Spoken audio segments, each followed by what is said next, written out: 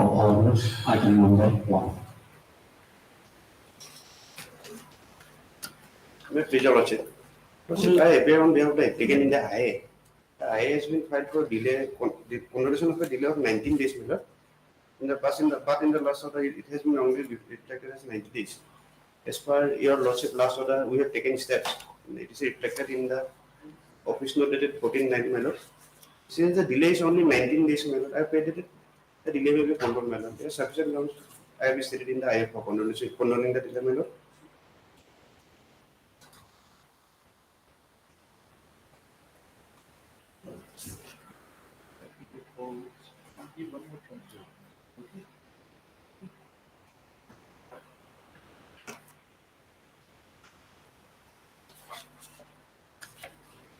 We are giving 3 more weeks time. My lord, we have taken steps upon the Kohima Municipal Corporation and the Union of India. Mr. So-and-so, learned counsel for the applicant. Office note dated 14/9/2023 shows that return service report upon respondent number 1, 2, 3, 6, 7, and 8 is still awaited, listed after 3 weeks. May I pray for a fixed date, my lord? Yes. My lord, the respondent number 8 is the Union of India, my lord. Give a date. As per Lordship convenience, my lord. 3 weeks, KV.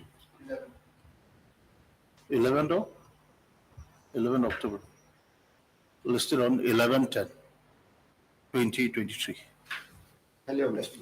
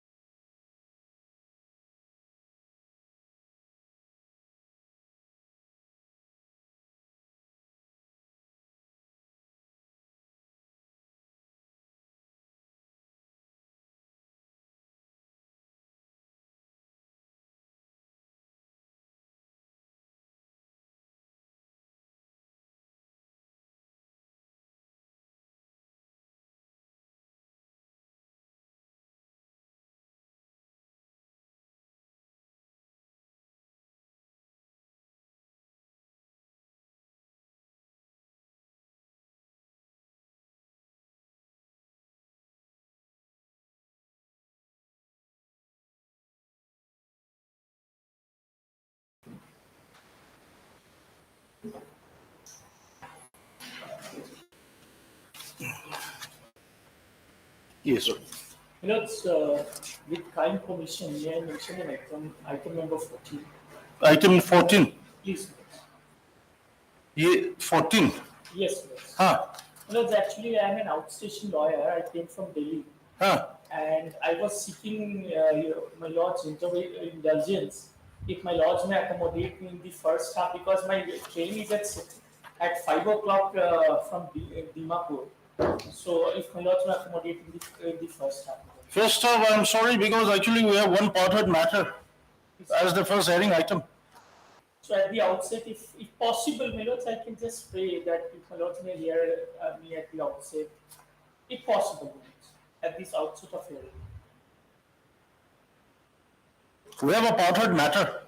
Please, my lords. So maybe you can take a next chance. You are mentioning this Ranveer Kapoor, Ranveer Kumar. Ranveer Kumar was saying Ministry of Nagaland. Okay. So I think you can have some other convenient date because today we have part-heard matter. Let's say I'll have to come all the way from Delhi, Melos. That's the only reason. Otherwise, I would not have mentioned it. So difficulty is this.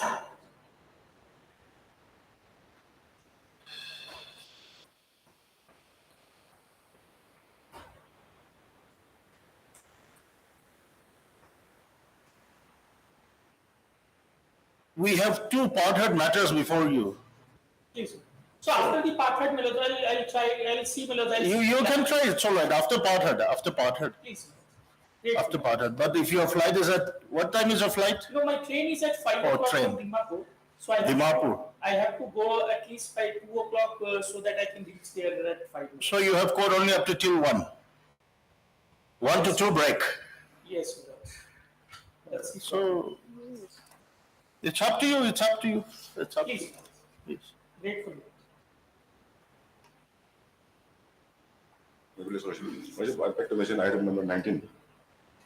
Yes. Madam, will be listed after 3 weeks. The petitioners, they have filed the affidavit in reply, but I have not received a copy of the same. Who is for the petitioner? Hindi Longjat.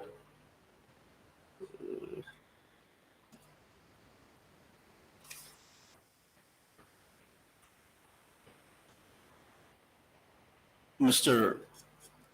Gauhati, the learned CGC,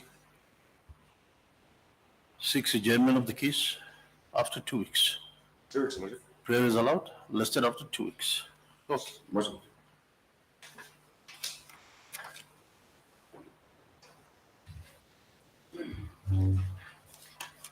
For motion, item number 1.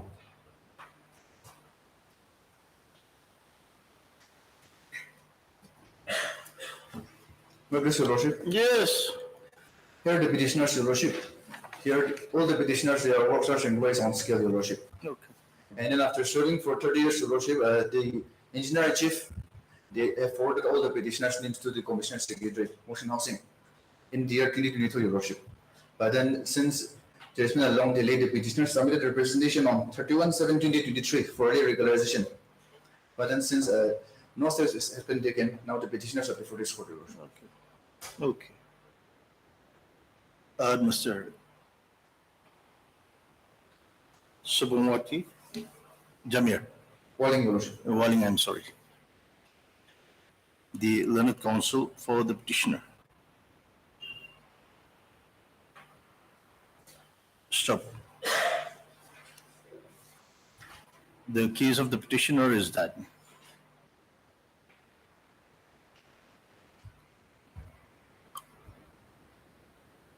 case of the petitioners are that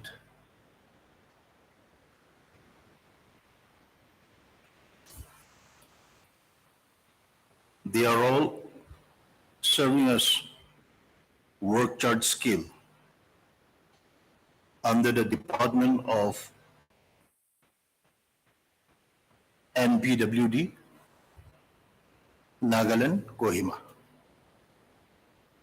It is the case of the petitioner that all of them have completed 30 years of continuous service and are therefore eligible to be considered for regularization in terms of the office memorandum dated 17/3/2015 issued by the government of Nagaland.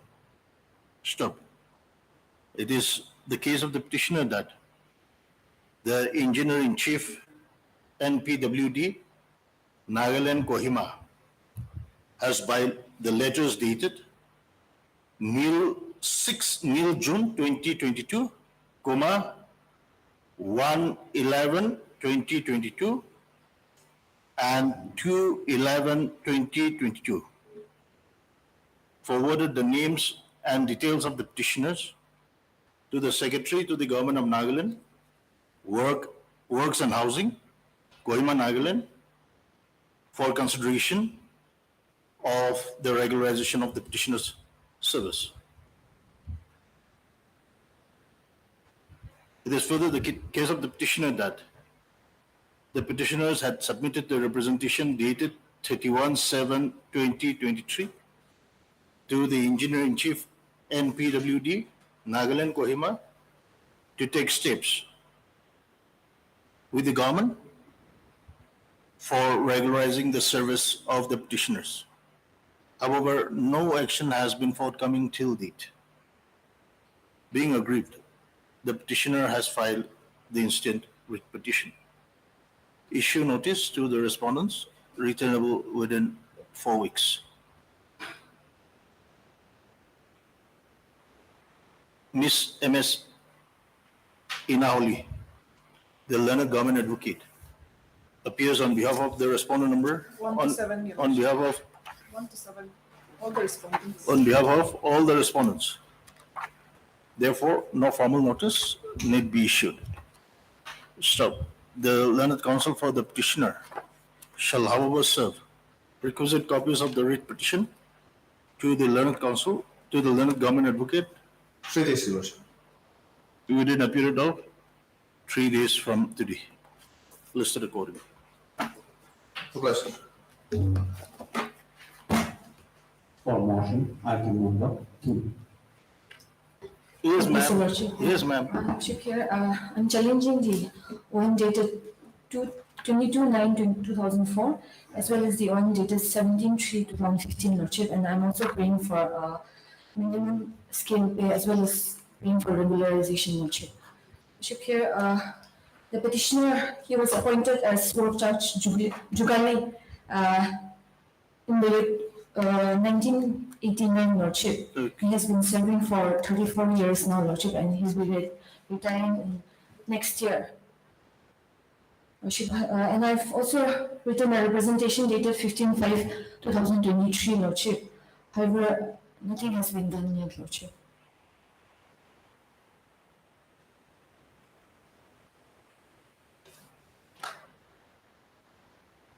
Third, MS Lucino, the learned counsel for the petitioner.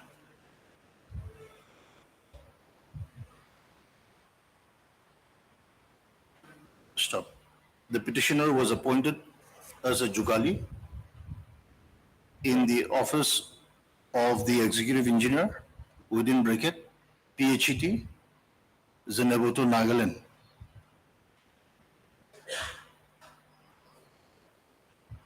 In the scale P of rupees 375-7-445-9-475-10-590 per month. Stop.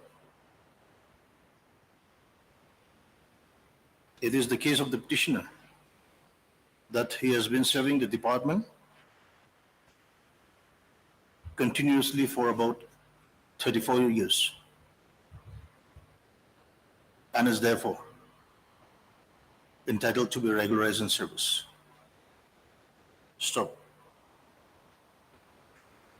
The petitioner is also seeking for equal pay with that of the regular Jugalis who has been granted their pay in terms of the ROP 2017. 2017. 2017, yes.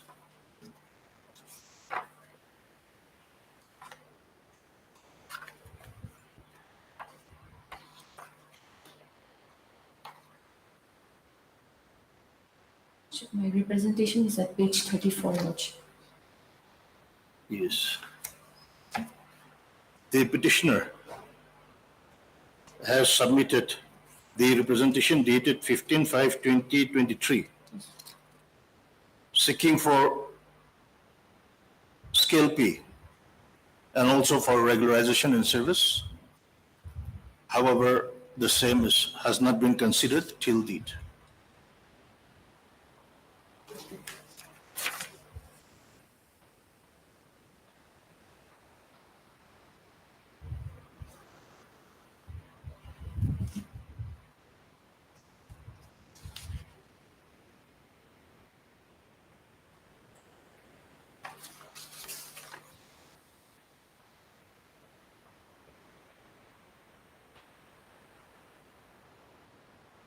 In the present writ petition, the petitioner has also sought for the following relief. A, big A, to caution set aside. 1.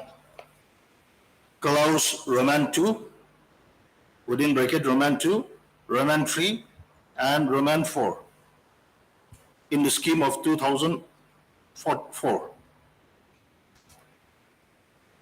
Number 2, clause 1, within bracket Roman 1, Roman 2, within bracket Roman 2, and within bracket Roman 2, Roman 3, comma, 2 and 3 in the scheme of 2015.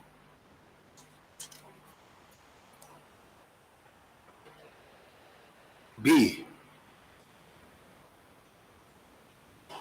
direct the respondents to grant pay in the minimum of the pay scale allowed to Jugali appointed on regular basis, comma, to the petitioner with effect from the date of his initial appointment along with errors.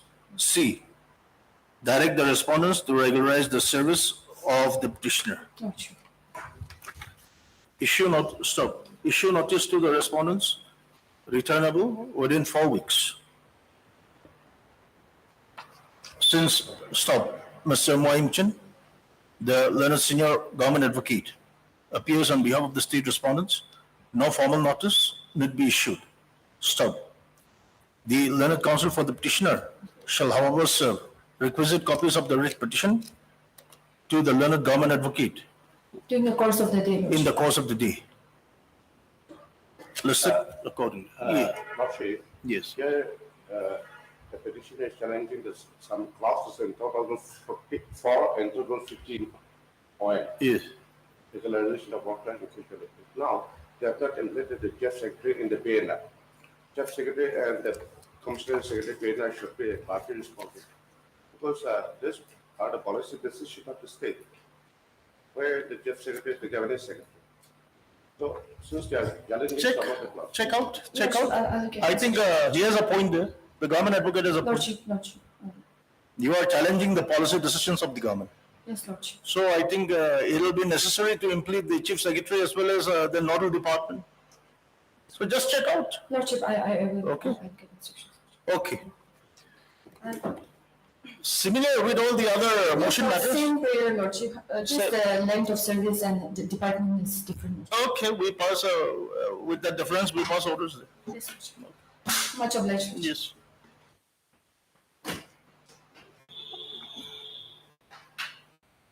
For admission, item number 7.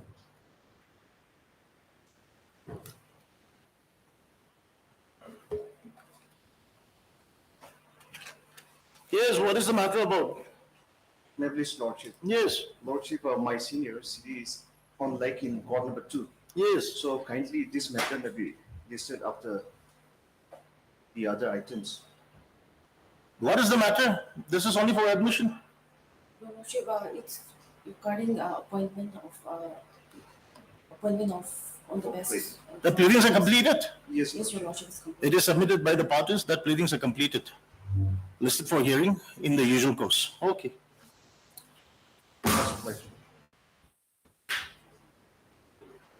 For admission, item number 8.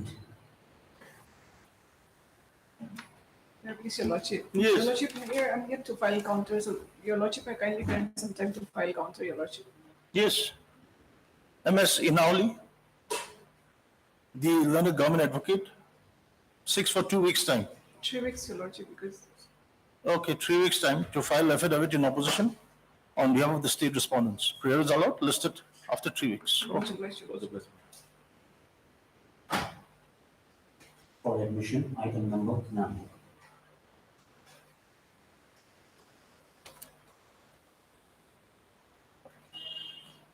May I please, Lordship? Yes. Lordship, I'd like to mention on behalf of counsel for respondent number 5. The counsel is indisposed, so kindly. Who is- Apila? Apila, Lordship. Okay. 3 weeks' time may be granted. to Have you file- filed your affidavit? Yes, my lord, I'm appearing on behalf of AIFE. The affidavit complete? Yes, my lord. What about Apila? Not yet, Lordship, so 3 weeks' time may be granted Okay. for filing. Mr. Ayozakam, Aliva also come, Lordship. Aliba Ozakam, Yes, ma'am. makes a mention on behalf of MS Apila, the learned counsel for the respondent number 5, and seeks adjournment of the case after 3 weeks. Prayer is allowed, listed accordingly. Your Lordship, there is an interim. Okay, stop. The interim order passed earlier shall continue till the next returnable date. Okay. For admission, item number 10.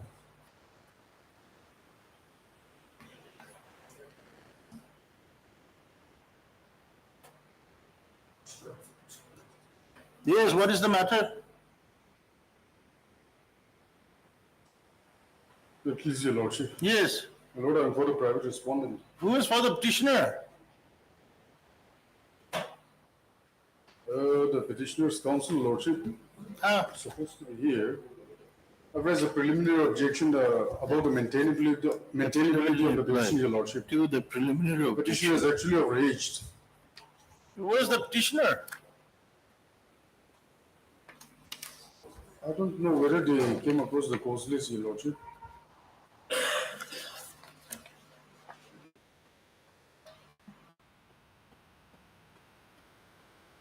Apparently, he is in the other on legs before the court number 2, Your Lordship. Revised list? My Lord. Revised list. Oh, my Lord, next date may be fixed because in the afternoon, my Lord, I have some other engagement. Okay. Okay, when do you want? Maybe after a week, my Lord. Okay.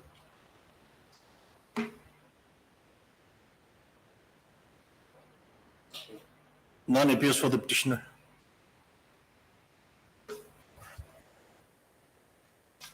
Mr. Moimchen appears for the state respondents. Learned counsel appears for the state respondents. And Mr. Joshua Shaki, learned counsel appears for the respondent number 5, my Lord. 5. Listed again on. Give a date. My Lord.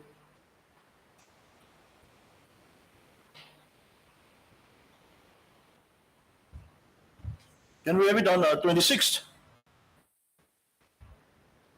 Lordship, my Lord. Listed again on 26, 9/20. Oh, Oh, my learned friend has come, Your Lordship. okay. My Yeah. Lord, I had a matter in courtroom too. Okay. It was listed on motion item number 1. Ah. Apologize, my Lord. Okay, cancel that order. What is the matter about? My Lord, this is to do with a grade 4 appointment, Your Lordship. Ah, So, my Lord, as far as the petitioner's case is concerned, he is challenging the appointment of my client, the respondent number 5. I have raised a preliminary objection on the maintainability of the petition for the fact that the petitioner, even with the protection of the extension of years during the COVID period, even after that, Lordship, it is my contention that he is overaged. And by the time he approached the Zombu court, he was far overdue overaged. More than 37 years. Your Lordship, Well, what is the age prescribed by the government? up to 35, Lordship. Up to 35. My Lord. And the petitioner, on the date of filing this petition? Was more than 37, Lordship. Okay, we may need some time for hearing. Listed next week My Lord. for hearing. Lordship. Listed for admission hearing on 26th. Your Lordship. My Lord. 26th. Lordship. Okay, 26/9/2023. Bless you, Lordship. Bless you. For admission, item number 11.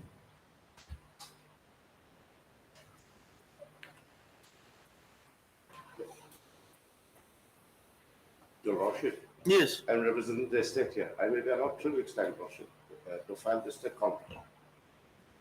Mr. Mohamchan, the learned senior government advocate, seeks for 3 weeks' time to file affidavit in opposition on behalf of the state respondents. Prayer is allowed, listed accordingly. Okay.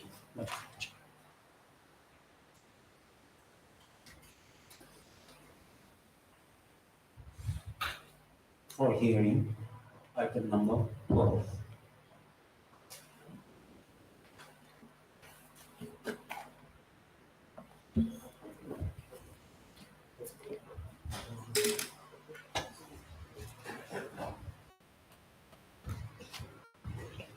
May I please, Lordship? Yes, yes, Mr. Lordship, with your permission, may I be allowed to make a very short submission on 3 points? Yes, you are allowed. Just wait. I will try to conclude within 30 minutes. I won't take much time. Short submission I have. You are for the respondent, For the Lokata one, for the respondent number 1. Lordship.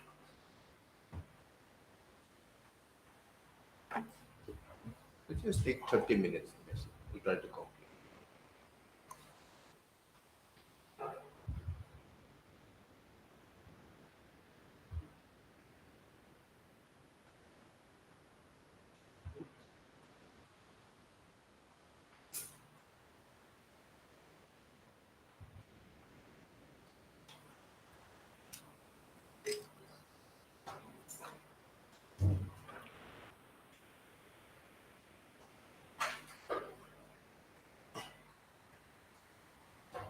Yes, please. My first submission, Your Lordship, will be on the interpretation of Section 8 and 9 of the Nagaland Lokata Act 2017.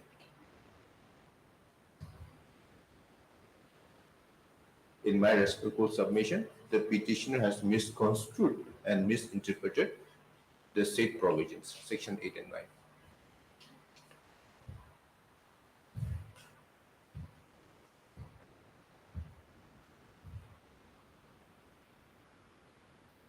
Yes. My second submission, Your Lordship, will be that the very foundation of the petitioner's case is based on presumption and assumption.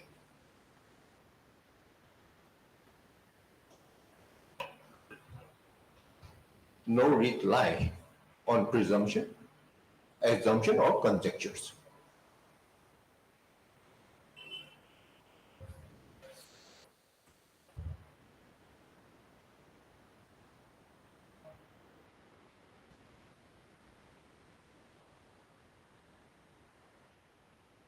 Yes. And my third submission, Your Lordship, is the writ petition is premature.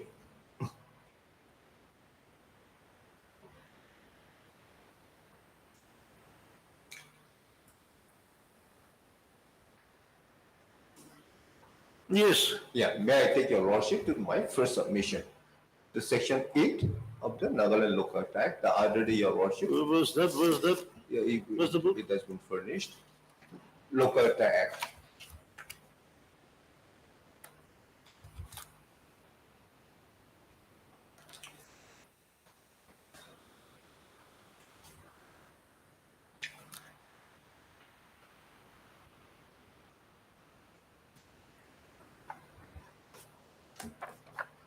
My lord has got it. Section 8. 8, Your Worship.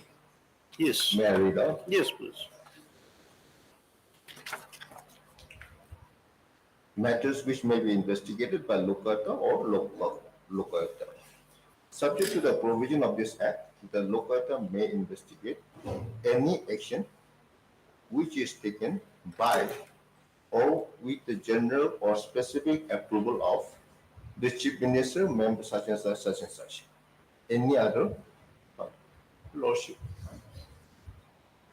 Section 8.1 says that any action which is taken with the approval of the Chief Minister of, in short, the state government, Your Worship, that can be investigated by Lokayukta. The other day, London Senior Counsel, he has interpreted the provision in such a way that prior to investigation, approval of Lokayukta, approval of the state government is necessary. However, from their reading of the section, Your Lordship, it says that any action taken with the approval, general specific approval of the state government, for in short, that can be investigated by the local, Your Lordship. Is it not implied that whatever sanction is required, the sanction has to be obtained? No, Your Lordship. So unlike in PCA, Prevention of Corruption Act, the sanction, and then sanction will be, if at all sanction was necessary, Your Lordship, it will be only when investigation is done. No investigation is done here, Your Lordship. It is only a preliminary inquiry. And Your Lordship, the other day I've taken Your Lordship to the word may used here, Your Lordship. Discretion is given. And even in section 8.2, Your Lordship, the word may is used. May I read out? 8.2, Your Lordship. The Lokayukta may, if it thinks fit, investigate an action taken by or with the general or special approval of public function. If it is referred to him by, even if it is referred to the Lokayukta by the state government, discretion is given to the Lokayukta, Your Lordship. Just because it has been referred by the state government, it doesn't mean that Lokayukta has to investigate. Discretion is given to the Lokayukta, Your Lordship. This provision has been totally. Now, please, Mr. TB, Lordship. will you please explain preliminary inquiry and investigation? Preliminary inquiry, Your Lordship, it is not even an investigation. Preliminary inquiry is a stage where documents are collected, statements are taken. Just So section 8 is applicable when the matter is investigated? Section 9. So section 8. 9, Your Lordship? 8. No, this is when it is preliminary inquiry, not investigation. I'll take Your Lordship. So that's what I'm saying. When actually this section 8 pertains to matter which may be investigated. Lordship, even when it is. But now actually it is in the stage of preliminary inquiry.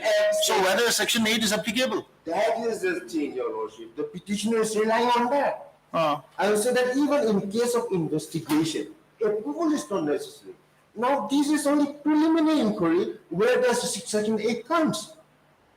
That is my case exactly, Your Lordship. If at all section 8 is applicable, that will be when matters investigated. Now, we are not even in investigation stage, Your Lordship. So even in case of investigation, approval of the state government is not necessary.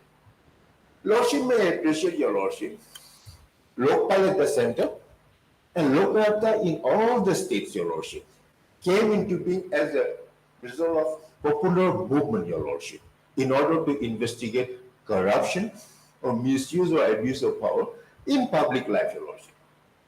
Now, if for Lokayukta to investigate, approval of the state government is necessary, very purpose of having this organ, Lokpal or for that matter Lokayukta, at the center and in all the states will be frustrated, defeated, Your Lordship. And this provision has been totally misconstrued by the petitioner. And Your Lordship has rightly said this section 8 and 9 will apply in case of investigation. And the matter is at the preliminary inquiry stage.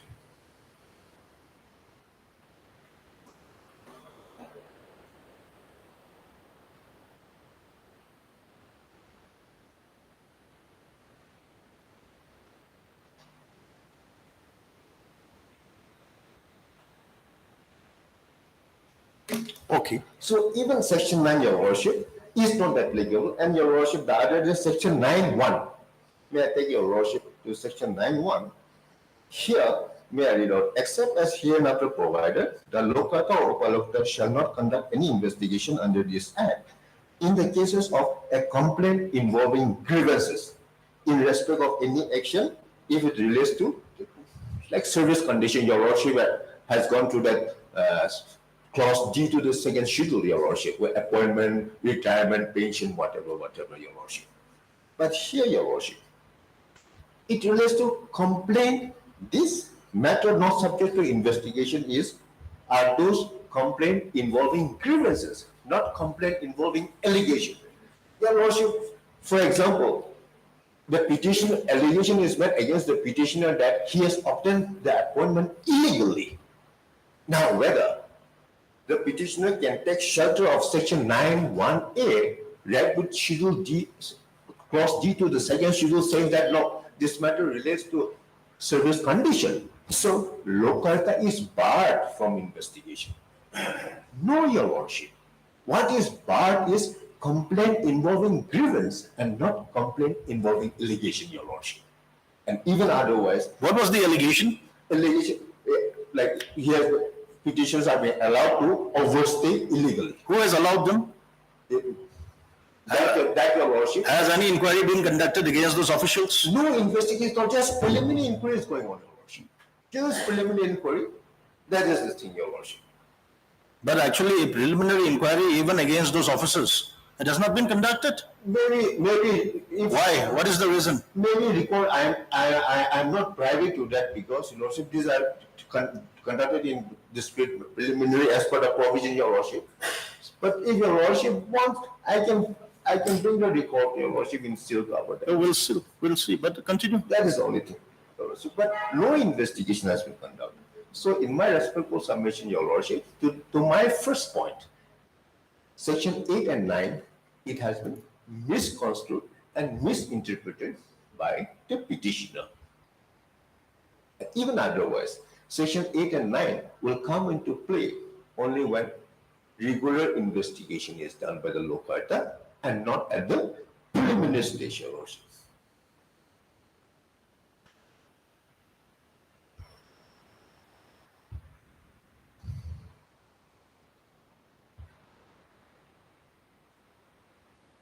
So petitioner is wrong when it comes to that question of law, because the petitioners are relying on section 8 and 9.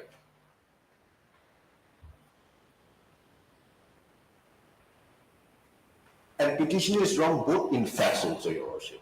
May I take Your Lordship to the writ petition?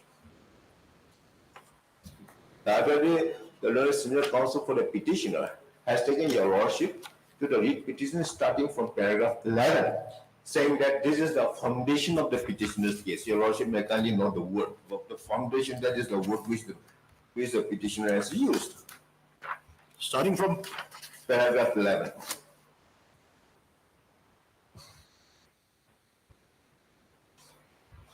From paragraph 11 to 16, I will just refer to, take Your Lordship to paragraph 11 and 15, Your Lordship.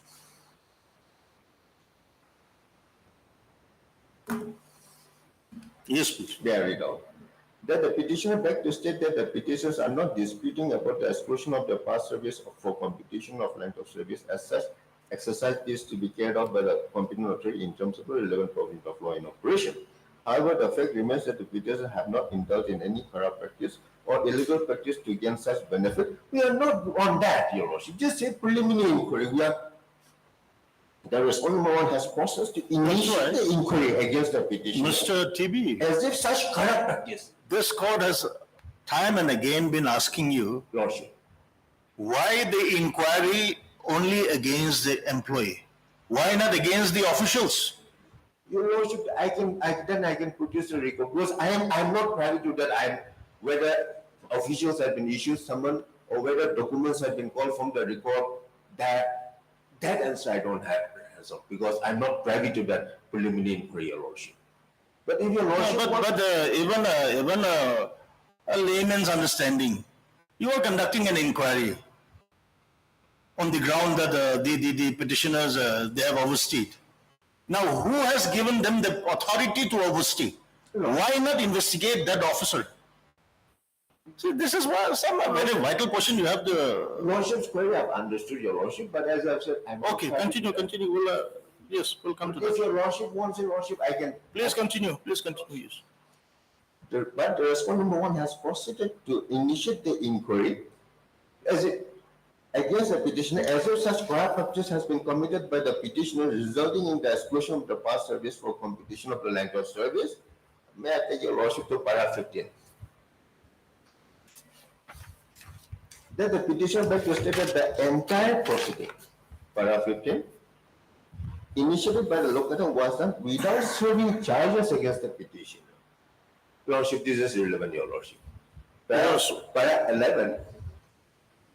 Paragraph 15. You are reading 11 and 15, Your Lordship. what is Without serving charges. without serving the charges? No, charges are not served at the stage of preliminary inquiry, Your Lordship. Of course. Now, the only thing, if Your Lordship may read paragraph 11 and 15, conjoined reading of these two paragraphs, Your Lordship, it is clear on the face petition that it is not. The foundation of the writ petition is based on presumption. As if investigation has been carried out against the petitioner, no charges have been framed. Now, on presumption and assumption that if they have been investigated by the local authority, this writ petition has been filed. And no writ lie on presumption. I will be placing the authorities, Your Lordship. Yes.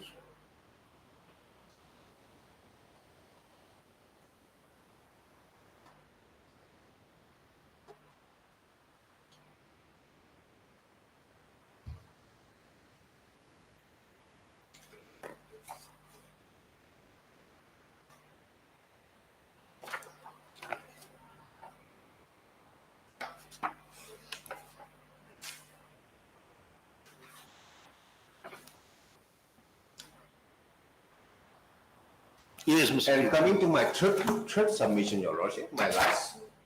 On the first point. The writ petition is premature. On the first point. Or The last. the last point. The last point. Okay. First, I have dealt with section 8 and 9. Okay. The second point, I have taken that it is writ is based on petition is based on presumption. And Your Lordship, my last is that petition is premature, Your Lordship. The premature in the sense that, Your Lordship, what is being challenged, Your Lordship has gone through that impugn order. The order speaks for itself that it is only preliminary inquiry. Let's see the order.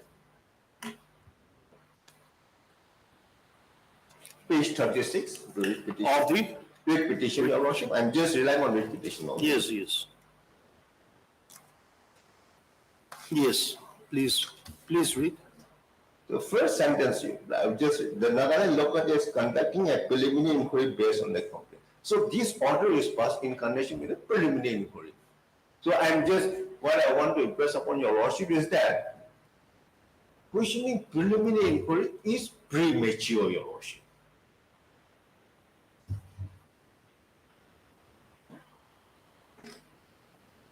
And by this order,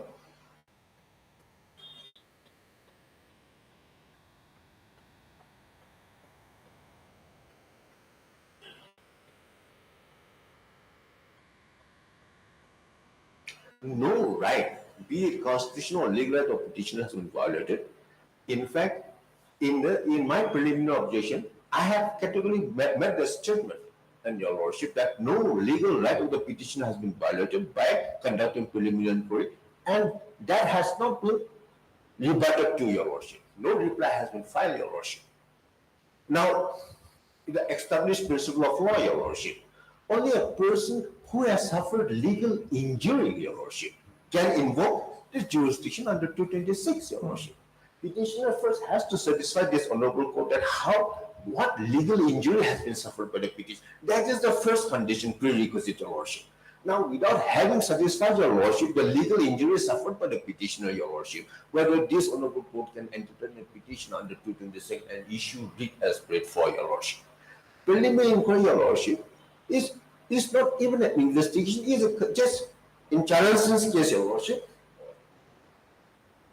I have supplied the book. May I just take Your Lordship to step time to the case laws, Your Lordship. 2021 5 SCC. To set them, may I just refer to some case laws to support my submission, Your Lordship. 2021 Volume 5 SCC 469.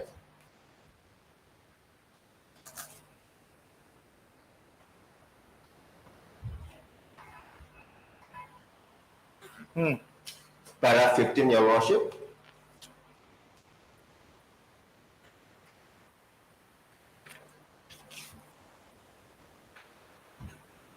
And 15.1. Just read the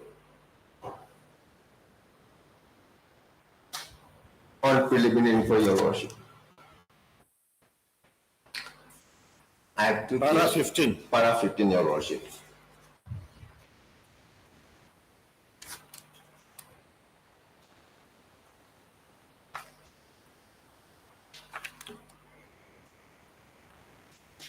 Lordship has noted, para 15. Para 15. May I read out the relevant portion? While expressing the need for a preliminary inquiry before proceeding against public servant, this is what the Honorable Court is necessary to have preliminary inquiry before proceeding against public servant who are charged with the allegation of corruption. The necessity to have preliminary inquiry, Your Lordship. It is observed. Now, Mr. TB, Lordship. does the allegation against the petitioners fall within the ambit of the term corruption? Support, Your Lordship. That is why the other day I have taken Your Lordship to the Whistleblowers Act. The three categories of complaint which can be entertained by the Lokarta: complaint involving grievance, complaint involving allegation under the PC Act, and complaint involving allegation as regards corruption, misuse, or abuse of power, thereby causing wrongful loss to the state government or demonstrable wrongful gain to the public servant or any third party, Your Lordship. Whistleblowers Act very clear, Your Lordship. The disclosure is there, section 3D, Your Lordship. So, I'm on the principle preliminary inquiry, Your Lordship. So, may I read out? Yes. Before a public servant, whatever be his status, is publicly charged with acts of dishonesty with amount of serious misdemeanor or misconduct or indulging into corrupt practice, and the first information is lodged against him, there must be some suitable preliminary inquiry into the allegation of such responsible officer. The lodging of such a report against a person who is occupying the top position in the department, even if baseless, would do incalculable harm not only to the officer in particular, but to the department he belongs to in general. 15.1, Your Lordship. Thus, an inquiry at pre-FIR stage is held to be permissible, and not only permissible but desirable, more particularly in cases where the allegations are of misconduct of corrupt practice. Second last line, Your Lordship. Therefore, such a preliminary inquiry would be in the interest of the alleged accused also against whom the complaint is made. In fact, as per the apex court, Your Lordship, conducting preliminary inquiry, in fact, is in the interest of the petitioners, Your Lordship. There is no issue on that. There is no issue on that. Lordship. The only issue is what misconduct or corrupt practice has the petitioner involved. Lordship. That is the issue. That was the question which I was inquiring even on the last. I have understood, Your Lordship. That is why I'm saying if Your Lordship wants a Lordship, I can produce the report. That is the thing, Lordship. Para 15.1. 15.1, Your Lordship. Okay, this is on preliminary. Preliminary inquiry. The next case law, Your Worship,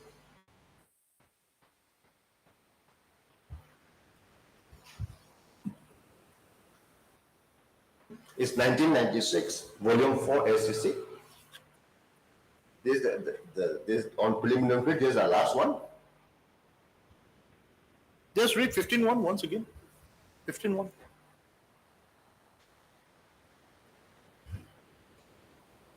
15.1, basically what the Honorable Supreme Court says that it is in fact preliminary inquiry is necessary, the need to have a preliminary inquiry before like a proceeding is initiated against a public Of course, servant. preliminary inquiry is essential. Yes. But in what circumstances? You please stretch it.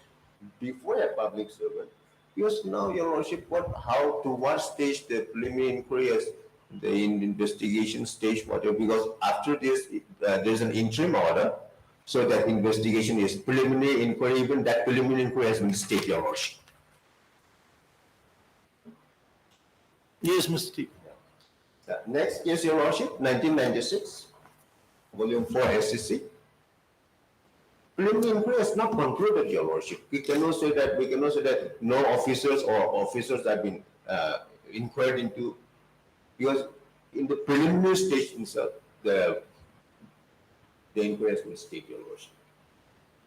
Next case, Your Worship, 1996 4 SCC 406, Para 5, Your Worship. 1996 for Volume 4 SCC 406.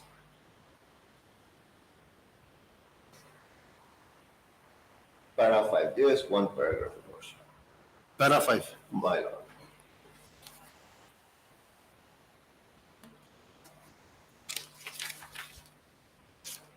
Please read. We find it difficult to appreciate how the division bench thought it fit to quash the preliminary inquiry, particularly when the appellant had made it clear by the time the division bench disposed of the appeal that the formal inquiry was yet to be held. Means investigation is yet to be held. Obviously, the purpose of constituting the commission of inquiry was to hold only a preliminary inquiry to ascertain whether there was some truth in the complaints made against respondent number 1 and whether there was enough material on the basis of which misconduct of respondent number 1 could be proved.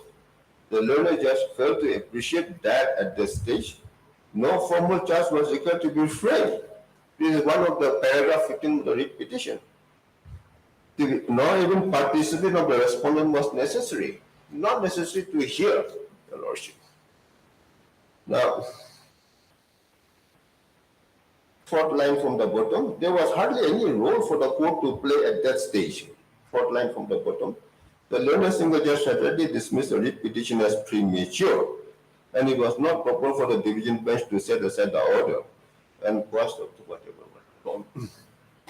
Here, Your Lordship, even the Honorable Appeals Court has upheld the wish of the learned single judge, where the learned single judge held that challenging questioning preliminary inquiry is premature, which was interfered with by the division bench, Your Lordship, and against which the SLP was preferred, Your Lordship. Now that is on from my preliminary inquiry, Your Lordship.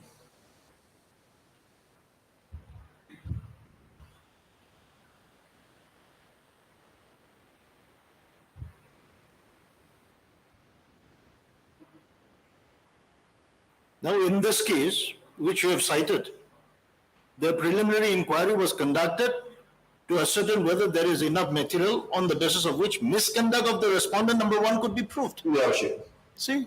Lordship. So here that is exactly the same, whether there was any misconduct on the part of the respondent or whatever. So why that misconduct should not be inquired against the officials? Why? What is the role? What is the role? Lordship, I've never said that the officials have not been investigated. I've never said that. No, at the first instance, before you start your inquiry with the petitioner, why not start the inquiry with the officials? Because the petitioner has got nothing to do with the order passed by the officials. I think, Lordship, I think since I'm not privy to that, it will be better if I place a record before your lordship for your lordship. Well, this is where your case should actually stand on. That is why this court has been repeatedly asking you, why not the officials? Why only the petitioners who are actually enjoying the benefit of the order passed by the officials without contributing anything to that order? So that is why this court, of course, this court has been continuously actually harping on that. Understood, your lordship. Okay. Now, if you, yes, it will not be proper for me if I ask for the report. But if No, continue. If need be, we will ask, definitely, we will ask. now, yeah, and your lordship, now, another established principle, as I've said in my preliminary objection, in order to invoke the writ jurisdiction, the petitioner must satisfy this honorable court that his legal right has been infringed. That is a laid down principle. Now, that is the laid down principle. Just on that, your worship, 2013, volume 4 SCC 465.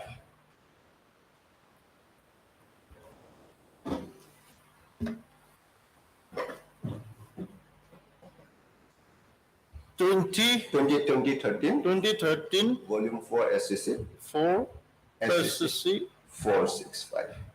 4646. Para 9 and 10. Yes.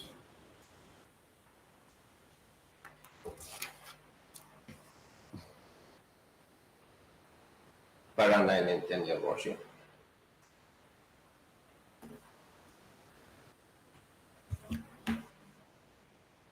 May I read out? Yes, please. It is a settled legal proposition that a stranger cannot be permitted to meddle in any proceeding unless he satisfies the authority court that he falls within the category of aggrieved person. Only a person who has suffered the right, or when there is a complaint by the appellant that there has been a breach of statutory duty on the part of the authorities. Therefore, there must be a judicially enforceable right available for enforcement on the basis of which jurisdiction is resorted to. The court can, of course, enforce the performance of a statutory duty by a public authority using its jurisdiction at the behest of a person, provided that such person satisfies the court that he has a legal right to insist on such performance. The existence of such right is a condition precedent for invoking jurisdiction, your lordship. Now, para 10, your lordship. A legal right means an entitlement arising out of legal roots. Thus, it may be defined as an advantage or a benefit conferred upon a person by the rule of law. The expression person aggrieved does not include a person who suffers from a psychological or an imaginary injury. A person aggrieved must necessarily by one whose right or interest has been adversely affected or jeopardized, your lordship. So, as I've submitted, your lordship, by conducting preliminary inquiry, by the order impugned here in your lordship, no right of the petitioner has been infringed, your lordship. And that is one of preliminary objection which I have taken, your lordship, and that has not been reverted to by the replied to by the petitioner. In other words, petitioner himself admits non-controverting the averment made in the affidavit, your lordship, by reply. It speaks for itself that at the admission of the petitioner that by the impugned order or by the preliminary inquiry which has been conducted, no legal right of the petitioner has been infringed, your lordship. And therefore, your lordship, indifference under 226 is not called for. Even they have no right to invoke their jurisdiction, your lordship. Now, Meghalaya. Your lordship, I have placed another case law, your lordship, passed by the Manipur. Yes. This is Nunampan's repetition to 336.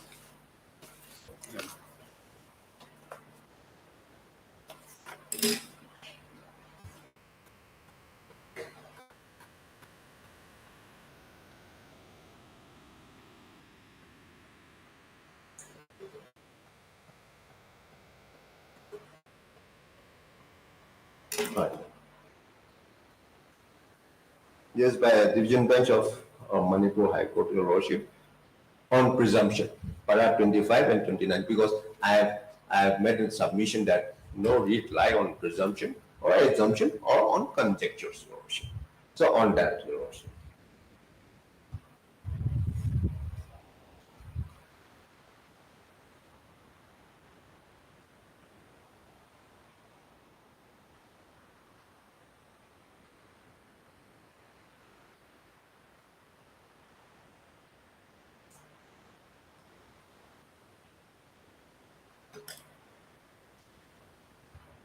Yes, which Yeah, para? para 25 and 29.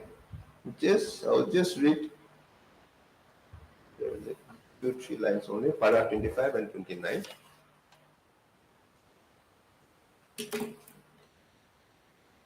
In the present writ petition, it is quite evident that the same has been filed on mere presumption, assumption, and conjectures. That is the thing. So I have taken Your Lordship to para 11 and 15 of the writ petition, Your Lordship. That petitioner has filed this petition as if investigation inquiry has been conducted against them, Your Lordship, regular inquiry. And then they are questioning that they're taking the protection of section 8 and 9. And they're also saying that no charges has been framed, no charges has been served, Your Worship. So, para 29, in the circumstances, the writ petition are devoid of merit, as the same are based on assumption, Your Worship. So, no writ, my respectful submission, lie based on presumption and assumption, Your Worship. Now, I don't want to reply to the reply, Your Worship. In the reply, the Senior Counsel yesterday, this is a case, this is a judgment which was passed by another High Court, which will not be binding. But on that, Your Worship, may I take Your Worship to 2008, Volume 14 SCC. Judgment passed by other court, other High Court. 2008, Volume 14 SCC. 283, para 23, Your Worship.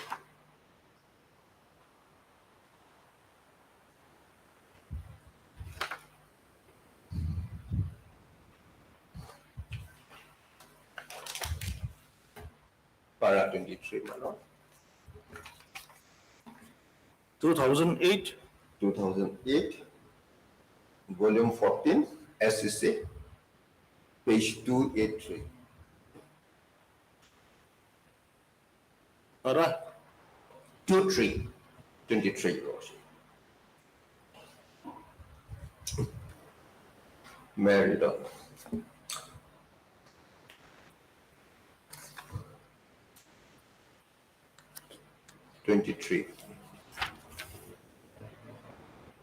Worship.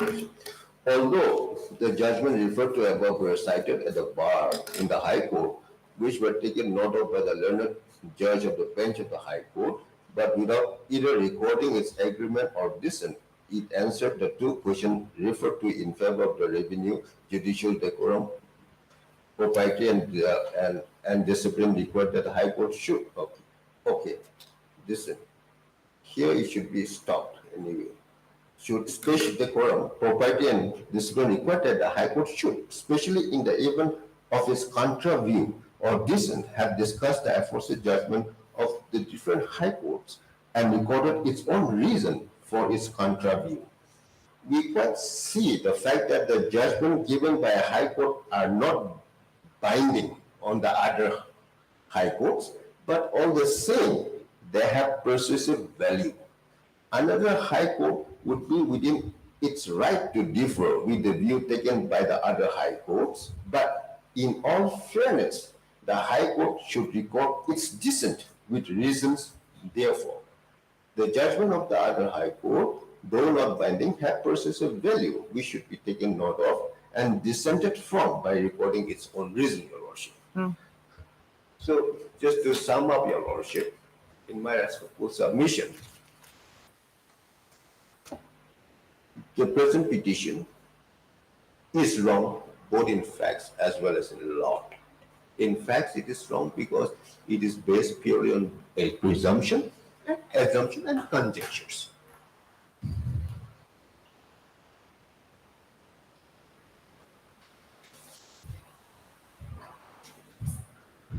it is bad in law.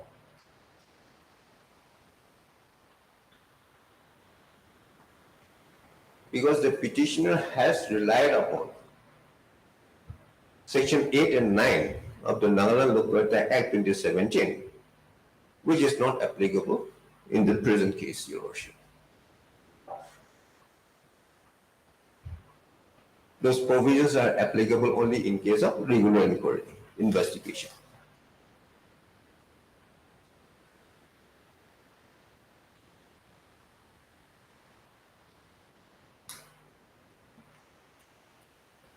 Assuming that the petitioner is right both in facts and law, even then, Your Lordship, the writ petition is premature.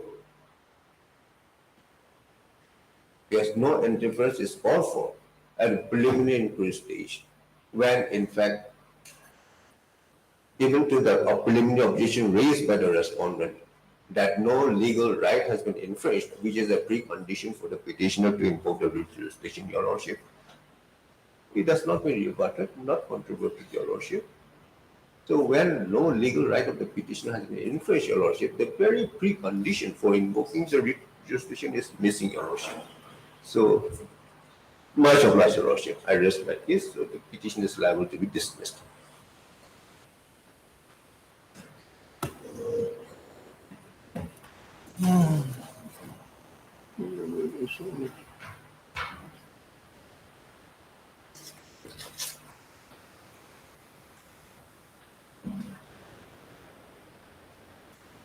May please, Lordship.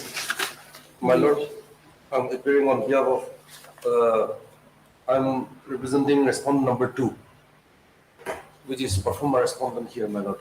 Not performer, you are an actual, respondent. I think petitioner has wrongly implemented you as performer. Yeah, my If Lord. not, you have lots of explanation to do. Yes, my Lord, in the For respondent? respondent number 2.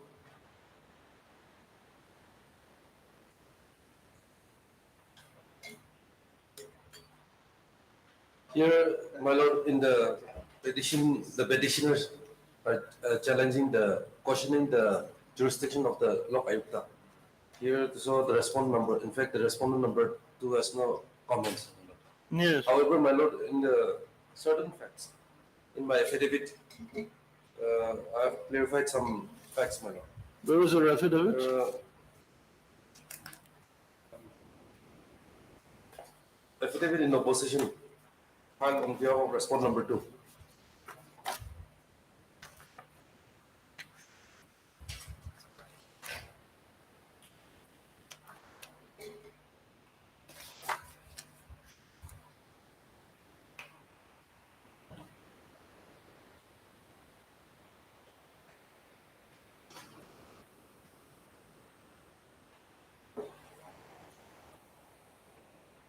My Lord, I'm relying on para 4, 5, and 6. Read. Para 4. That with regard to the statement made in para 3 of the writ petition is not denied. However, the answering deponent humbly begged to state that though there is no extension order available in the office beyond 13/9/1988 as per the A row available in the office, the petitioners were drawing the salary and allowance regularly from May 1988 to 30/5/1989. This is the record available in the department, my Lord. It is, Your Lordship, may kindly see the Annexure A, page number 4. Annexure A, page number 4.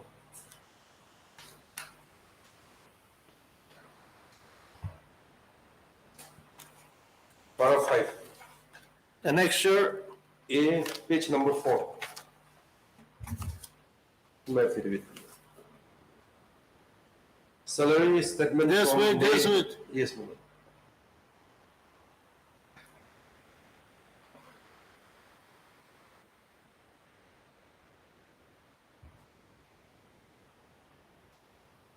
Yes. What are the names? Cell number 1, cell number 2, then cell number 3. 1 to 3. Ah, So this is the record available in the department. This is the salary statement from May 1988 to December 1989. So you were paying them? You were paying them? Yes, my lord. Starting from May 1988 to till date. Starting from? May 1988 to. What is this, May 1988 to December 1989? Why do you want to actually show this date? My lord, here the respondent want to justify is that the petitioner's record is available. This is the record available from the date of 1988. This is the record. That is the error. Okay. That is the only record available. And paragraph 5, my lord, in my affidavit. That is the clarification, my lord. That with regard to the statement made in paragraph 5 of the writ petition, the answering deponent humbly begged to state that the date given as 01/06/1986 should be taken as 01/06/1989 as given in the seniority list. This is the correct date. 01/06/1989 is the correct date. And para 6, my lord. That with regard to the statement made in para 9 of the writ petition is not denied. However, what is the stand of the government on the Lok Ayukta conducting a preliminary inquiry on service matters? What is your stand on that? That is the most important question you have to answer. In regard to the jurisdiction of the Lok Ayukta, the respondent has nothing to say. You are the author of the rules, Lok Ayukta Act. You are the author. So you should be able to explain as to whether actually the Lok Ayukta has the authority to conduct this preliminary investigation with regard to a service matter which relates to superannuation. Is it not your duty? Is it not your duty to assist the court? My lord, here the petitioner has included only the respondent number 2, that the concerned department only. It's all right, concerned department. So you should also have, because concerned department is represented by the government. Yes, my lord. So you should at least be able to assist the court. So,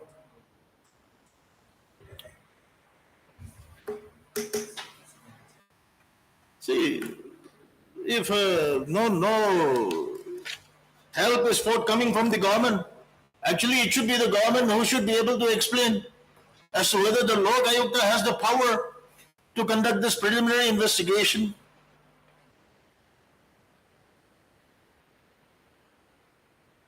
And whether the investigation, preliminary inquiry conducted by the Lok Ayukta is in accordance with the Act.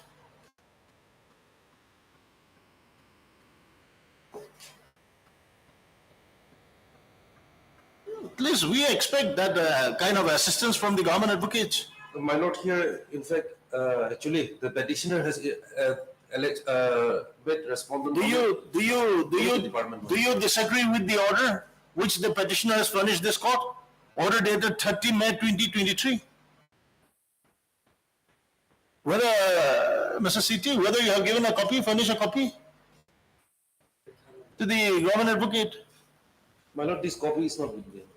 This is one which is issued by your department, the government, the department.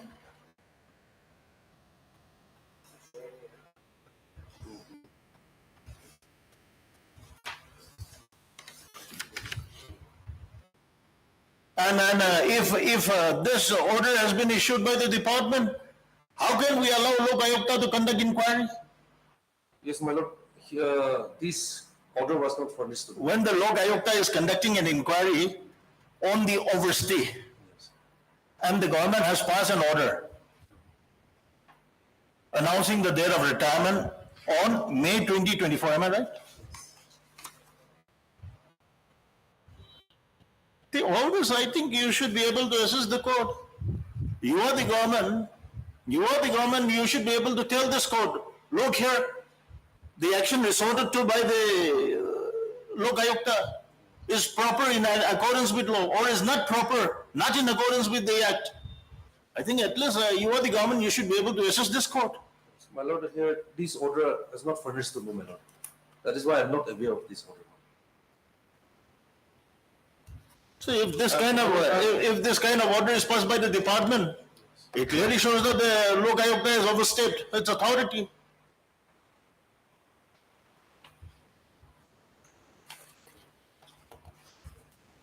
Okay, what is your other submission? That is the only submission I have, my lord. As per the instruction received by the department, or from the department, para 6, my lord. Para 6. Para 6 of your affidavit? Yes, my lord. That with regard to the statement made in para 9 of the writ petition is not denied. However, the answering deponent. What is para 9? Para 6, para 9. That with regard to the statement made in paragraph 9, not denied. What is para 9 of the writ petition?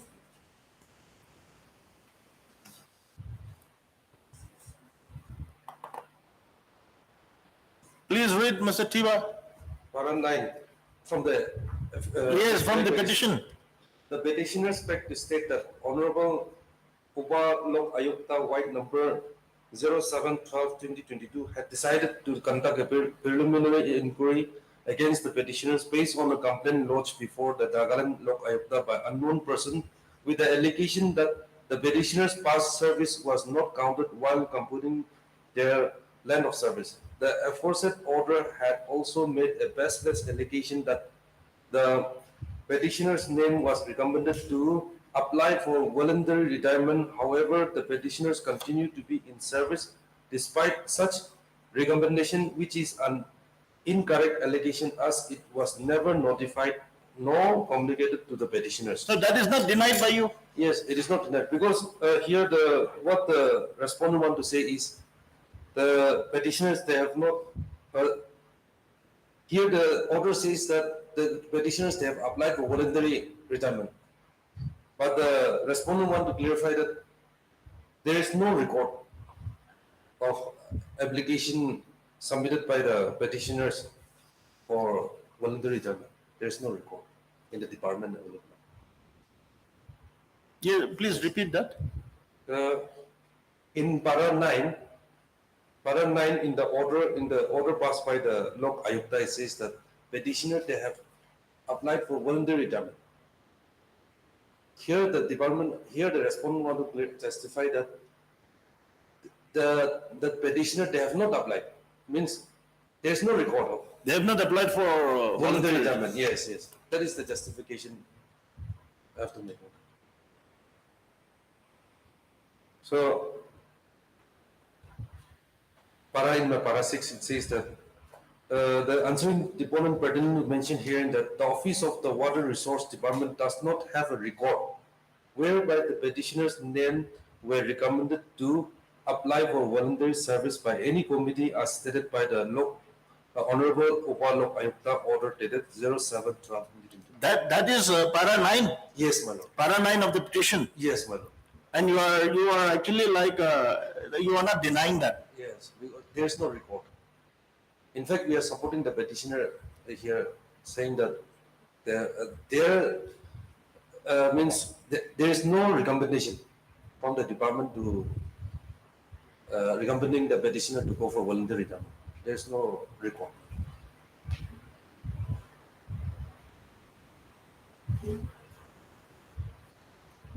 That is the only facts.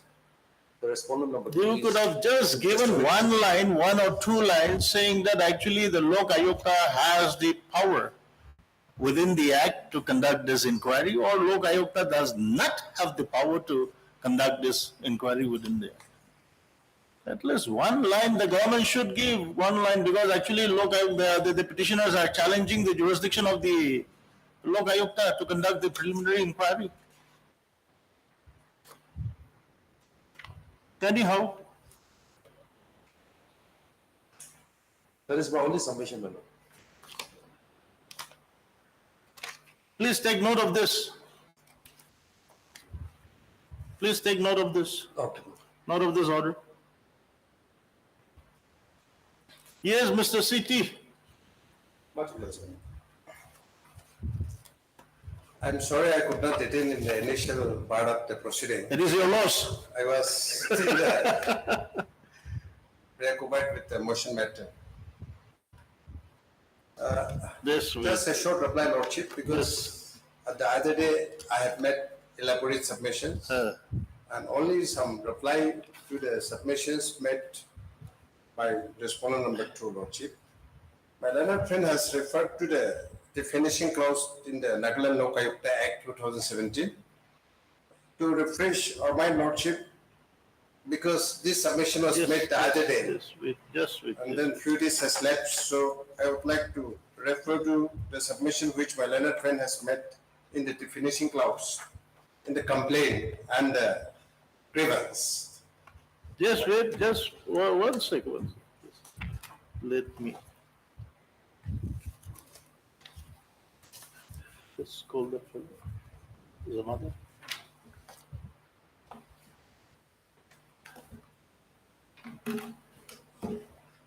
Just before you start, let me take 3 minutes break, okay?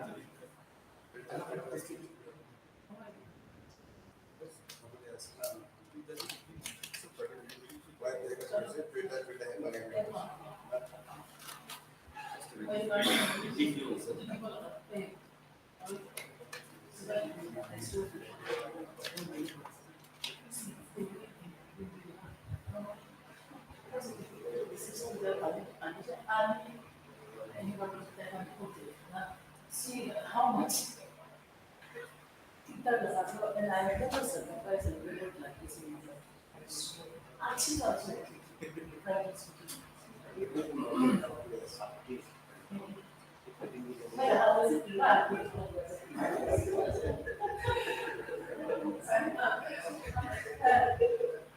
I mean, one place and I saw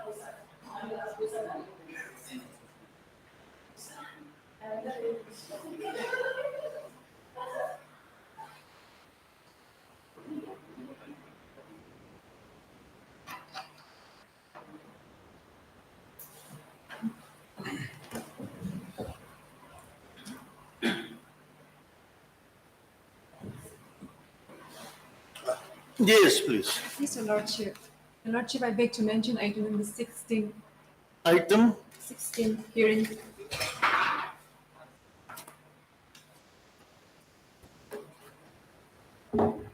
Your Lordship, here for respondent number 7, and I'm making a mention on behalf of the petitioner. you are for respondent number 7, Your Lordship. 7, and you are making a mention on behalf of the petitioner? Yes, Your Lordship. Very strange. Your Lordship, may kindly list the matter after a week, as the counsel for the petitioner is on leave, Your Lordship. So let the petitioner mention. Why should you take all the trouble of mentioning for the petitioner?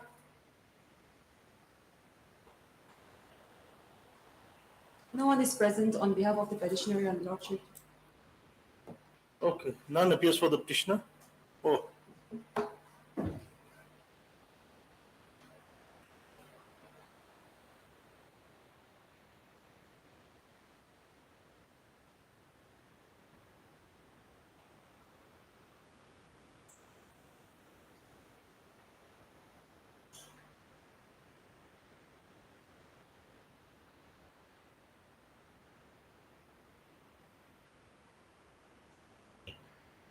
I hope Your Lordship wouldn't mind, I'm sitting at the corner, I have some problem. No, it's all right. Sir.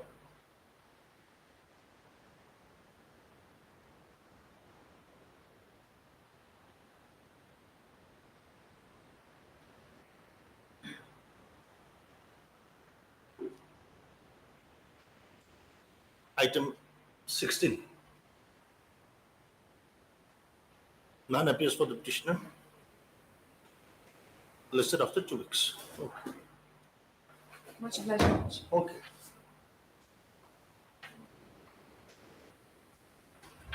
May I please, Your Lordship? Yes, please. Lord, I would like to refer to section 2, clause F and G, which my learned friend has referred to the other day on the Nagaland Lokayukta Act. Section 2 definition clause. F and G. F is complaint. Section 2 F Yes. G. Yes. By relying on these two definitions, my learned friend has made submissions.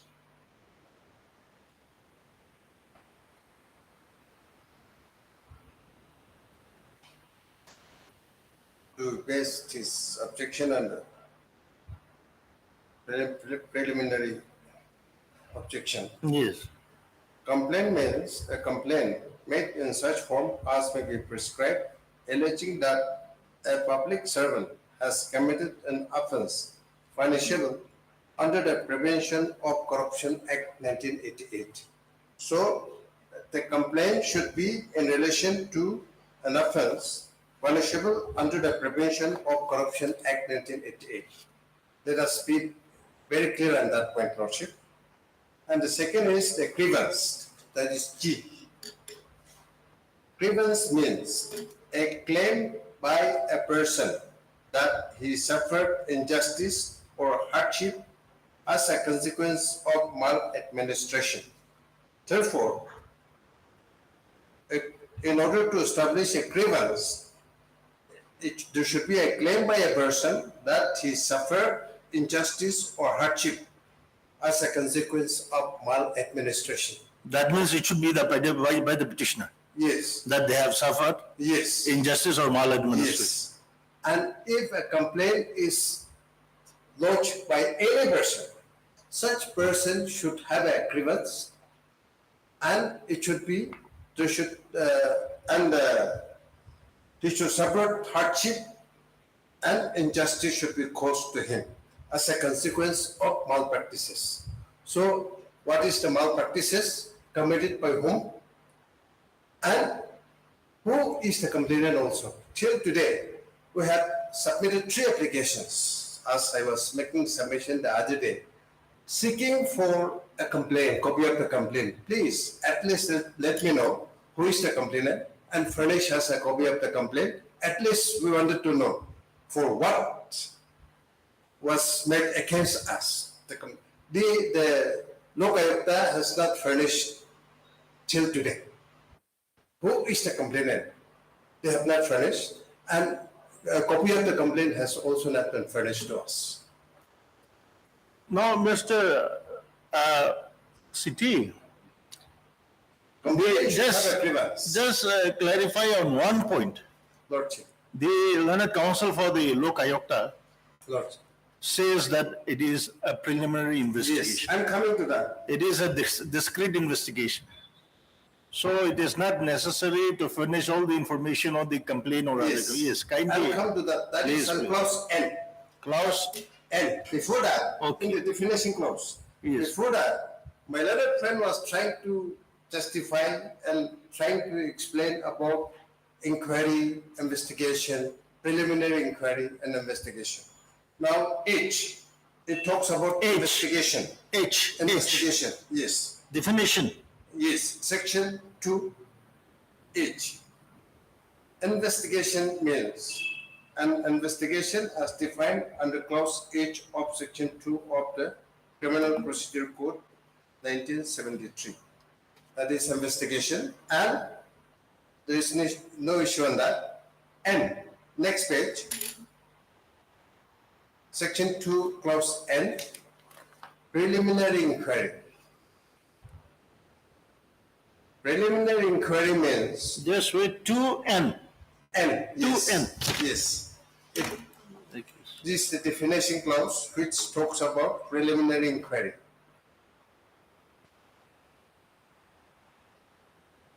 Preliminary inquiry means an inquiry conducted under this act.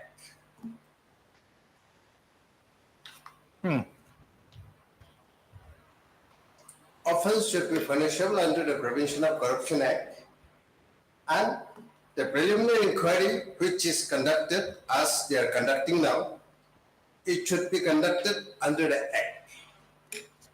So all these should be connected together. It should be punishable under the Prevention of Corruption Act, and in order to punish a person under the Prevention of Corruption Act, there has to be a commission of misconduct. There has to be some allegation of corruption so as to illegally gain the person concerned against whom the complaint is made.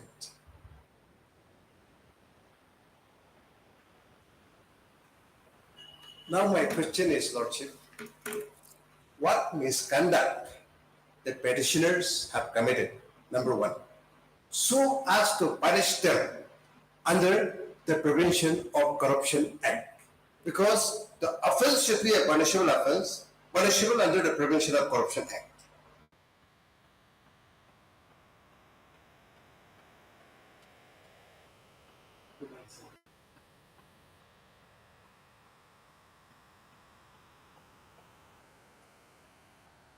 Yes, please. Another question is, Lordship, on the basis of a complaint, preliminary inquiry has been initiated by the Lokayukta. They are admitting that fact.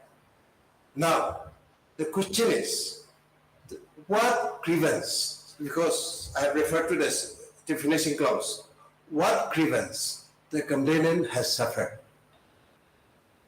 The complainant, whoever may be, what grievance he has? Without knowing that, just simply and plainly conducting an inquiry that we are the investigating agency, therefore we have the power to investigate any matter. That cannot be. They are governed by law. Now, with this background, let us come to section 8 and 9. My learned friend was making a submission that section 8 and 9 is not applicable, but a bare reading of the provisions of section 8 and 9 will make it abundantly clear whether the present kind of investigation or inquiry is applicable to the present case or not, whether it is permissible in the eye of law or not. I will refer to the relevant sections only, section 8 and 9. In section 8, Just wait. it talks about matters which may be investigated by Lokayukta or Upalokayukta.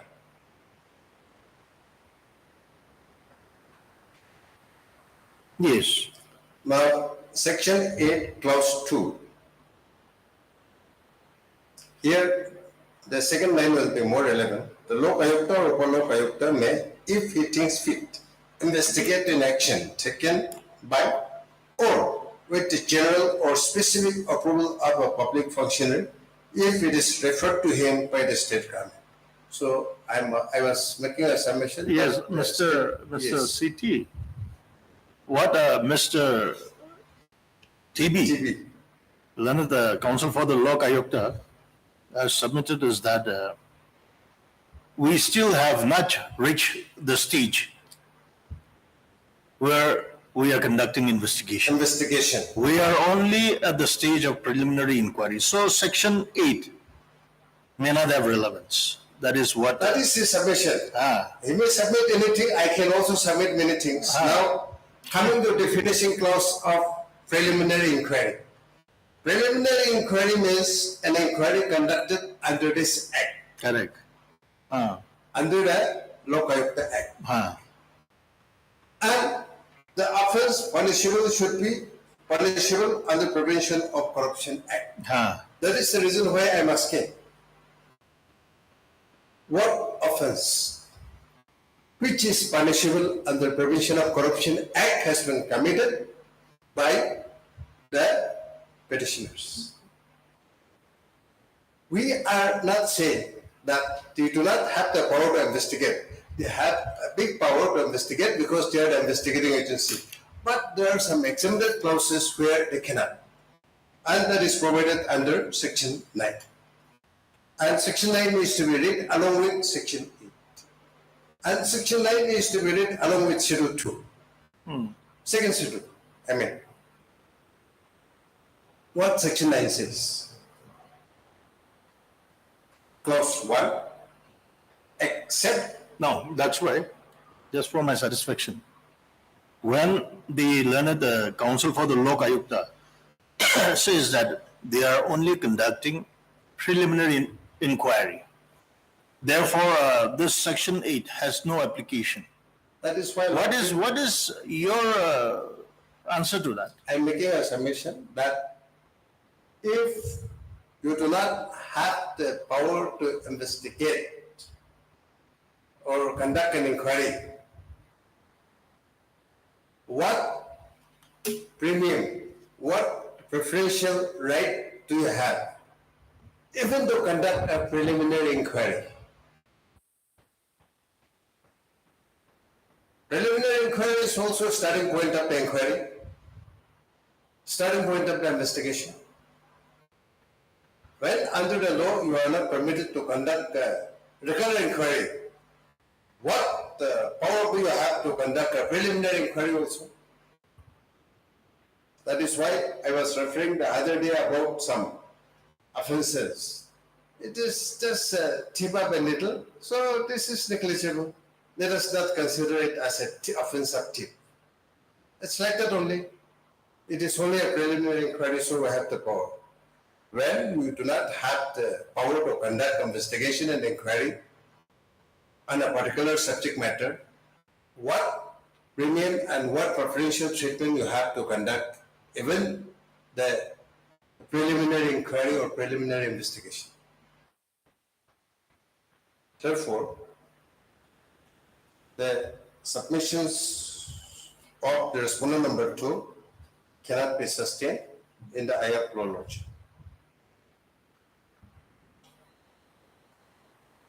To save time, I am not referring to second schedule. No, you refer. You take me, let me also understand. Let us go to second schedule. Second schedule. Yes, it has to be read with Section 9, Clause 1A. Okay, second, with just a second.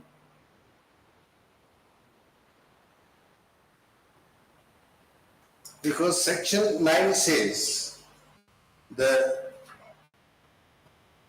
be read with section matters not subject to investigation. So,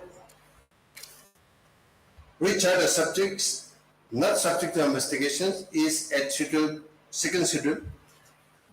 So, second schedule, I am referring to D. Second schedule. Towards the end of the Act, Lordship will find. Yes. Mr. Lordship, got it? Yes. I am reading D.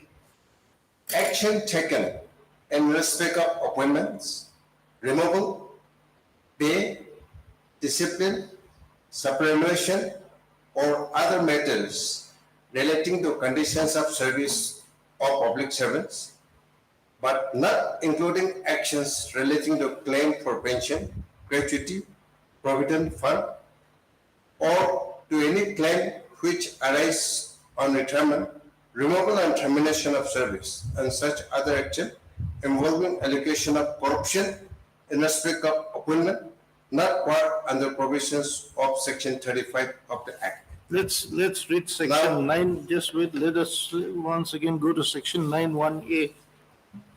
Let's go to section 9(1). Section 9(1)(a). If such action relates to any matter specified in the second schedule. So if it is mentioned in the second schedule, the Lok Ayukta cannot investigate.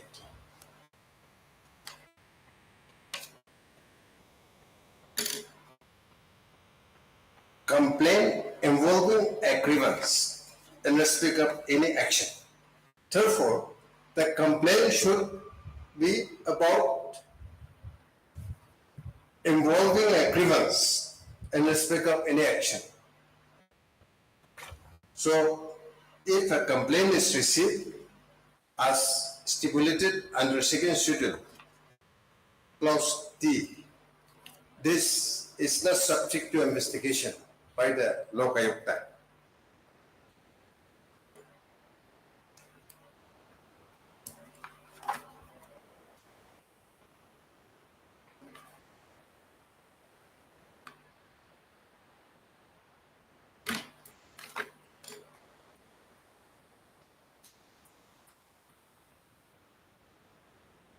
Clause D. Action taken in respect of appointment,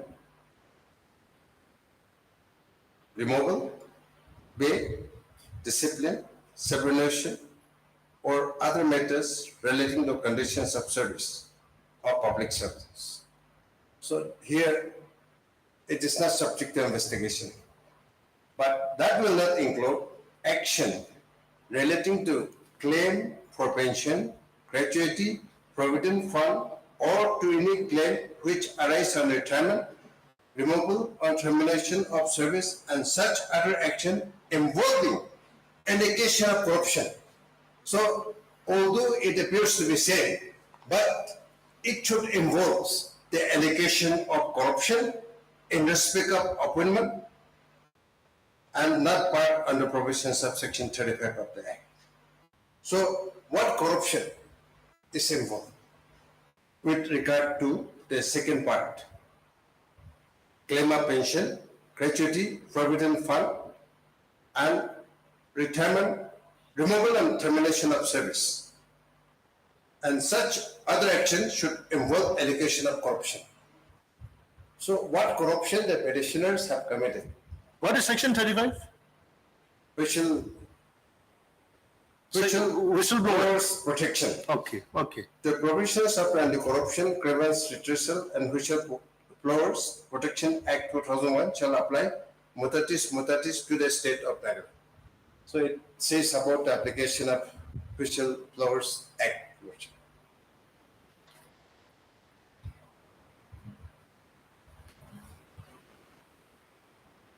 Yes.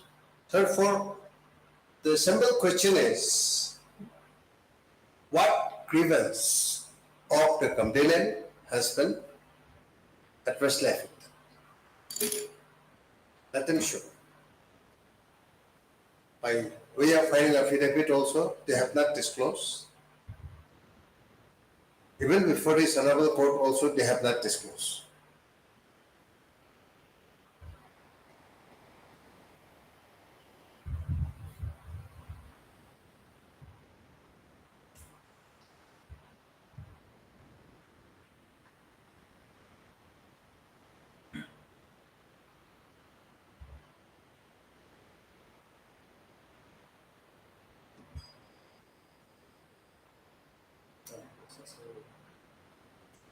Yes, please.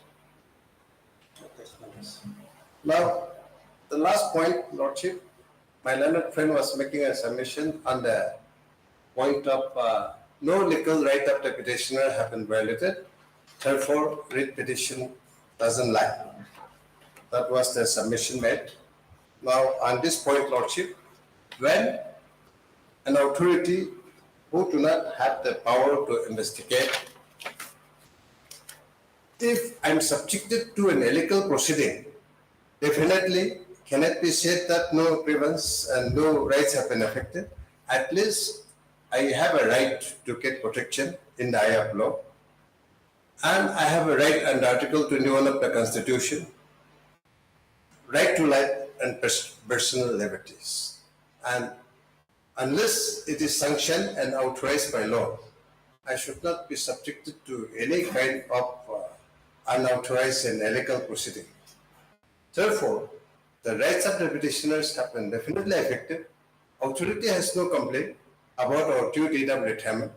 On the basis of the record, they are issuing an order. I am complying with that order by listening to the order passed by the competent authority what grievance do the petitioners have committed so as to punish under Prevention of Corruption Act, Lordship. The offense should be punishable under the Prevention of Corruption Act. So what offense have been committed by the petitioners? That is the question I'm questioning from the day one. Because of that, we are before this honorable court, Lordship. And whatever may be the interpretation, Lordship, the law is well settled that any interpretation to any provision, it should be as per the provisions which is mentioned in the Act or the relevant provisions. In that connection, I would like to refer to one judgment only and conclude my submission with that judgment. It is 2003 2 SCC 111.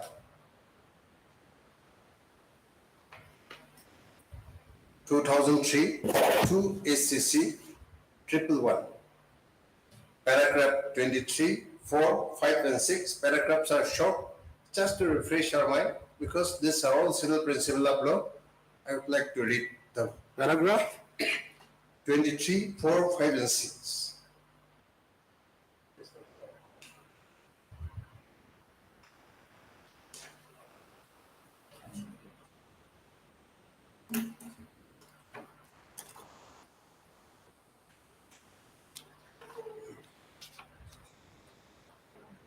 Lordship, in the page 36, annexure J of the writ petition, Lordship will find in the last paragraph, the incident case is outside the review of Section 9 of the Act, which provides certain matters not subject to investigation by the Nagaland Lokayukta. Hence, the preliminary inquiry shall continue to its logical end. That is the observation. So that is absolutely misconceived. This is the order of the Lokayukta, which is under challenge. That's why I am referring to this judgment, Lordship. Which reference to which? Page 36. Page 36 of the writ petition. Yes. Last paragraph. Just it's about 4 lines. This is the contention and the misconception by the Lokayukta. Page 36, Annexure J. This is order dated 7/12/2022, passed in the present case, which is under challenge by Opa Lokayukta on 7/12/2022. Fourth paragraph, that is the last paragraph. They are trying to justify this, and the same submission was made by my learned friend also, that the incident case is outside the review of Section 9 of the Act, which provides certain matters not subject to investigation by the Nagaland Lokayukta. Hence, the preliminary inquiry shall continue to its logical end.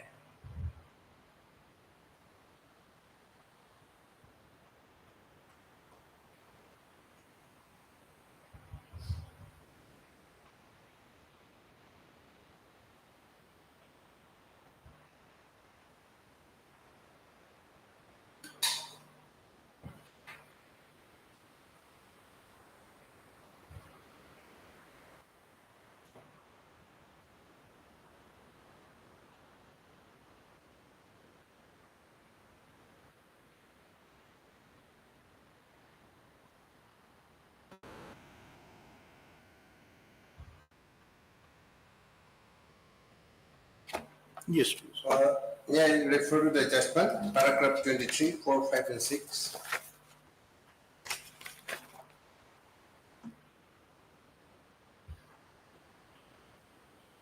May I read, Lord? Paragraph 23.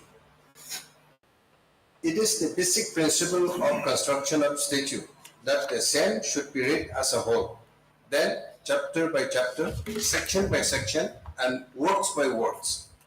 Recourse to construction of interpretation of statute is necessary when there is ambiguity, obscurity, or inconsistency therein, and not otherwise.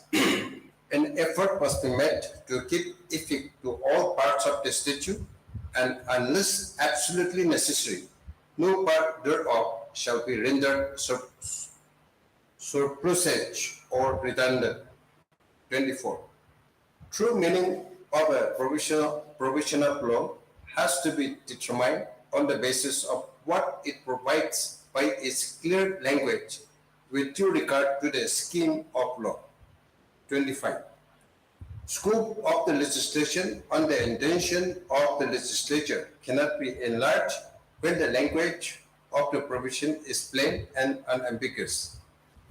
In other words, statutory enactments must ordinarily be construed according to its plain meaning, and no words shall be added, altered, or modified unless it is plainly necessary to do so to prevent the provisions from being unintelligible, absurd, unreasonable, unworkable, or totally irreconcilable with the rest of the statute. 26. It is also well settled that beneficent provisions of legislation must be liberally construed so as to fulfill the statutory purpose and not to frustrate it. And so far as the Lokayukta Act is concerned, this is basically framed so as to check the corruption in the public offices lodging. So normally, the scheme of the Act confines to an area where the officers are involving in corruption, punishable under the Prevention of Corrupt Practices. All this, and not a nature of the case in hand, where the authority has issued an order and somebody, a stray person has just filed a complaint to the Lokayukta for seeking for investigation.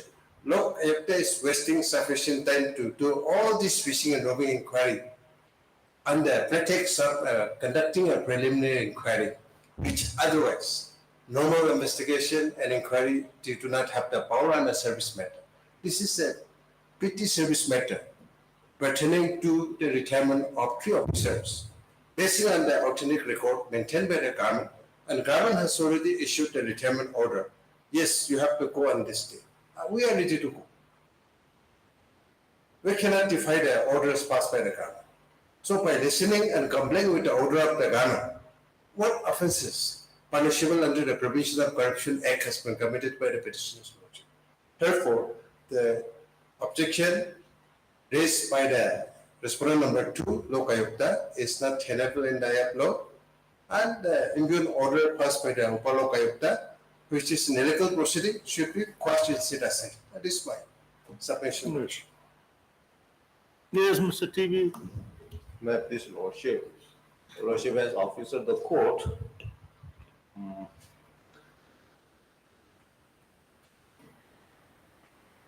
I need to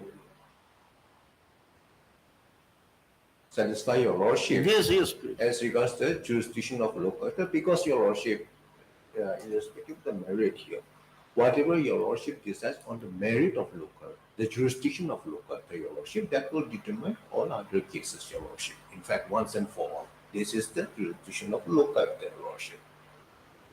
Now, may I take your lordship to section 9 of the local Act? Section 9(3). Today my approach will be a bit different. Section 9(3).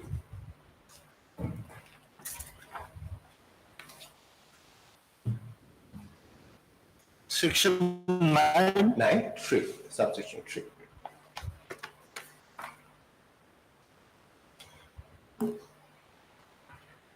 May I read out? Yes.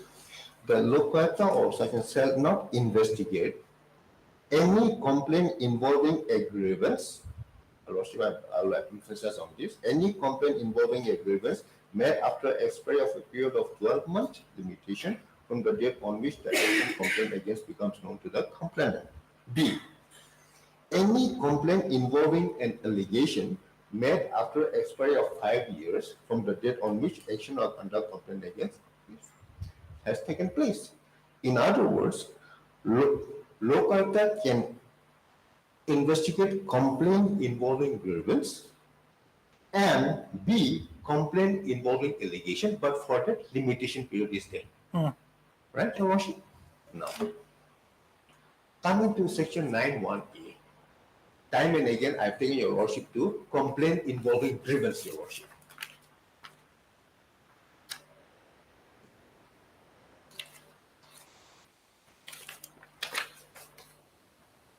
Which cannot be investigated. Matters not subject to investigation. Your lordship. 9.1. Except as here provided, the locator or such and such shall not conduct any investigation under this act in the cases of complaint involving a grievance. There are two types of complaint which locator can investigate. Complaint involving grievance, for that limitation period is 1 year. Complaint involving allegation, limitation period is 5 years.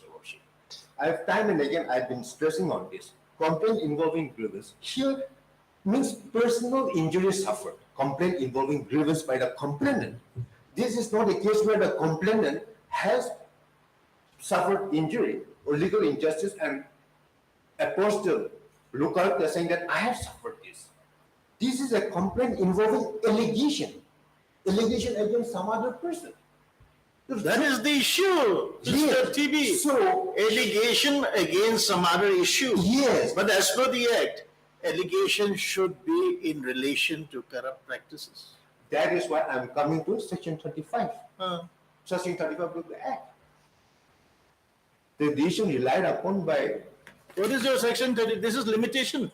No, section 35, Whistleblowers Act. Oh, section 35. That is also in relation to complaint under the Corruption Act. No, your lordship. Disclosure. That is why I started. Okay, let us accept your contention. No, your lordship. Whistleblowers Act. Whistleblowers Act. Yes. There must be some allegation against some person. Yes. Exactly. What is the allegation?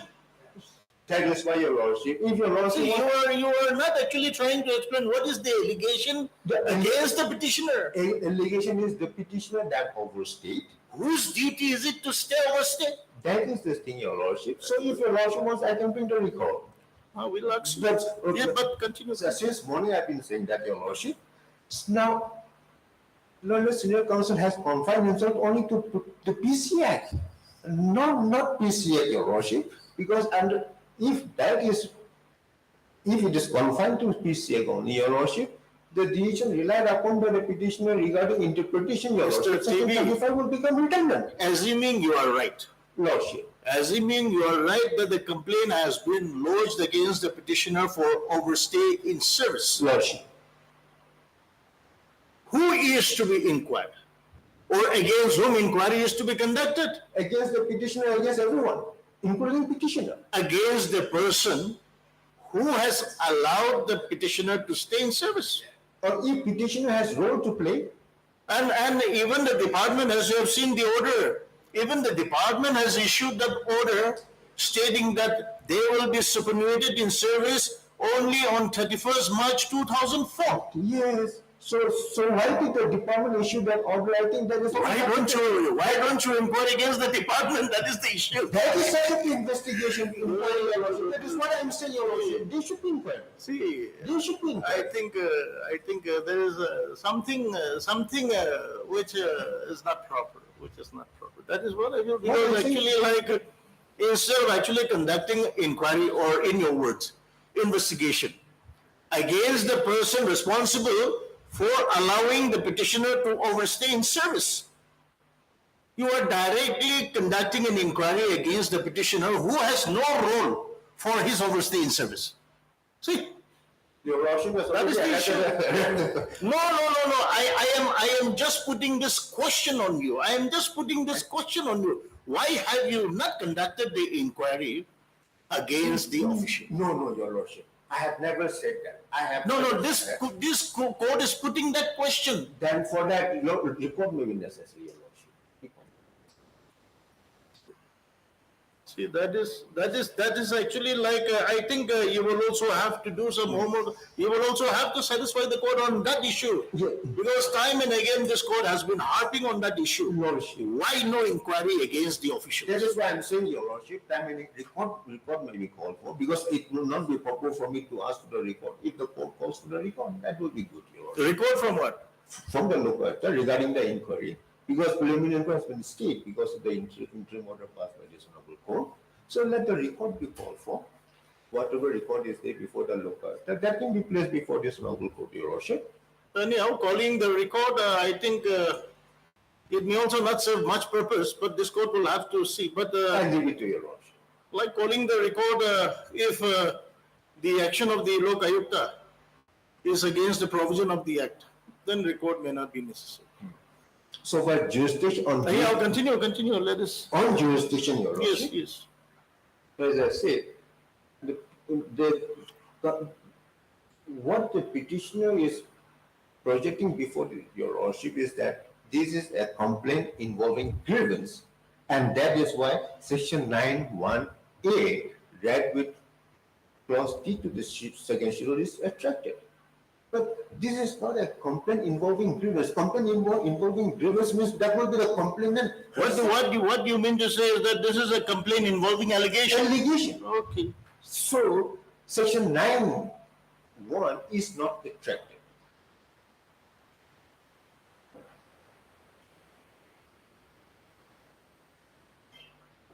Your Worship, otherwise I've given an illustration. Supposing there is an allegation made. Section 9(1)(a) or 9(1)(a) is not attractive. Read with clause D to second schedule. That has to be read together because it relates to service condition. Read with clause D to the second schedule. Read with is not attracted because there is not a case complaint involving grievance. Complaint involving grievance will be related to the complainant herself or himself.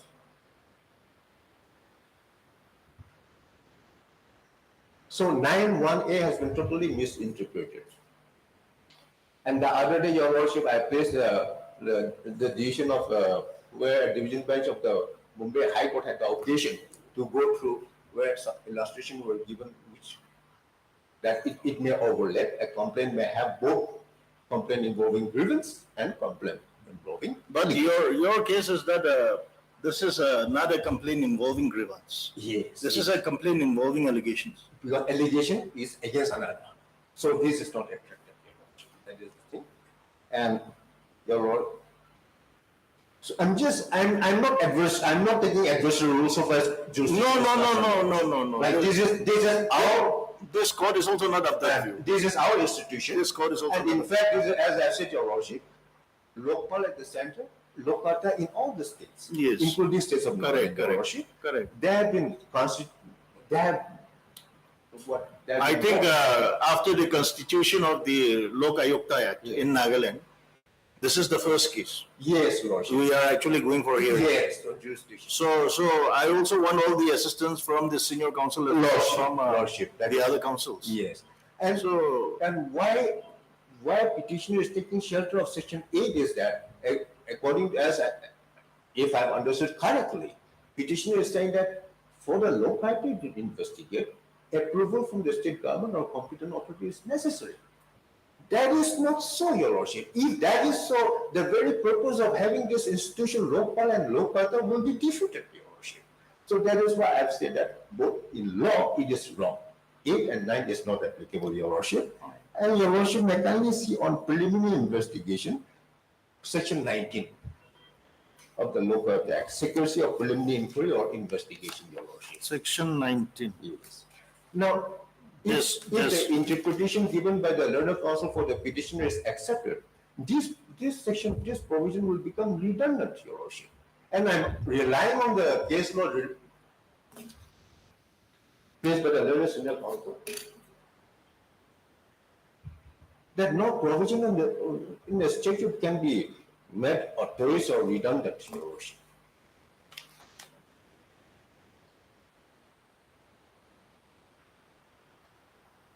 And lastly, Your Lordship, so far jurisdiction is of local. You kindly read Section 19. 19, Your Lordship. The title, secrecy of preliminary inquiry or investigation. Every preliminary inquiry or investigation under this Act shall be conducted in private, and in particular, the identity of the complainant and the public functionary affected by the preliminary inquiry or investigation shall not be disclosed to the public or to the press or published in any manner before or during the preliminary inquiry or investigation, provided that the locata or such and such may, in his discretion or for the reason to be recorded in writing, allow the publication or proceeding of his investigation or a part thereof at the stage of, at any stage of the proceeding, Your Lordship. Now, lastly, Your Lordship, it is for the local, so far as investigation is concerned, it is not only confined to the act complaint involving grievance or complaint involving allegation, but complaint involving allegation of corruption, that is one, misuse or abuse of power, thereby causing demonstrable loss to the government, or demonstrable wrongful gain to the petitioner or any third party as provided under the Whistleblower Act 2011. However, petitioner has restricted the jurisdiction of Lokata to PCI corruption. It is not so, Your Lordship, because Whistleblower Act 2011 is applicable. Which part of the Whistleblower Act is relevant for this case? Lordship? Which part of the Whistleblower Act is relevant for this case? Section 3D. What is Section 3D? Section 3D defines disclosure, and Section 4.5.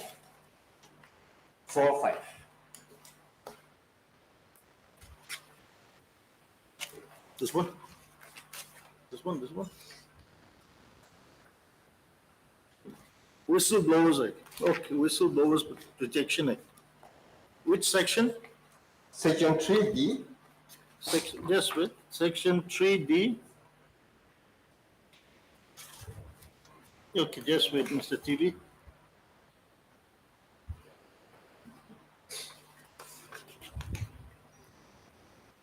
Disclosure, Your Lordship. Yes, just wait. I'll come.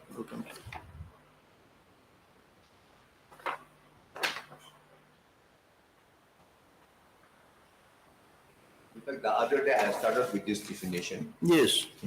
Let me just be very sure of this.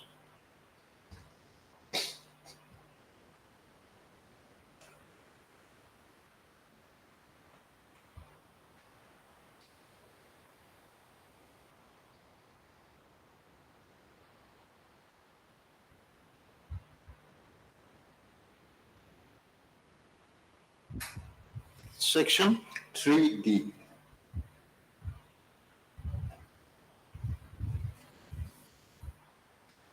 Lordship has got it? Yes.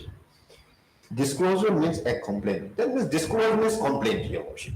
So complaint relating to, number one, an attempt to commission, this is PC Act, under the PC Act. Two, so complaint relating to willful misuse of power or willful misuse of discretion by virtue of which, that means misuse of power or abuse of power, by virtue of which demonstrable loss is caused to the government or demonstrable wrongful gain accrues to the public servant or to any third party. And three, attempt to commit or commission a criminal offense by a public servant made in writing or such and such, Your Lordship. So disclosure means complaint, not only under the PC Act, but also complaint if there is willful misuse of power or abuse of power, Your Lordship. May I take Your Lordship to... No, come, Section 3. Which part of Section 3D? Section 3D. Yes. D2. Will the present petitioner come? Yes. Which part? Which provision of Section 3D? D2. D2. Yes. Please read.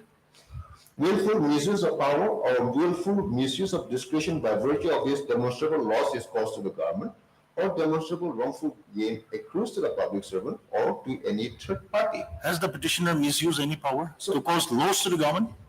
That is under investigation. That is my case. You are relying on this. That is why I want you to demonstrate that this Section 3DE, 3D2 is applicable to the present case. Whether that will be applicable to the petition or not, that is under investigation. This is your case, Mr. TV. So that is you are invoking this provision. Yes. So you have to satisfy this court as to how this is relevant for your case. That will depend on the outcome of the case, whether the petitioner will come under this or not. Now, investigation has been stayed. There was a preliminary inquiry. So whether petitioner, in fact, Your Lordship, preliminary inquiry as a place before Your Lordship, that is in the interest of the petitioner, Your Lordship. Whether the petitioner will come under it, whether there is substance in the allegation or not, that is under investigation. I'm not saying the petitioner is guilty. I'm not saying. Petitioner may be innocent, 100%.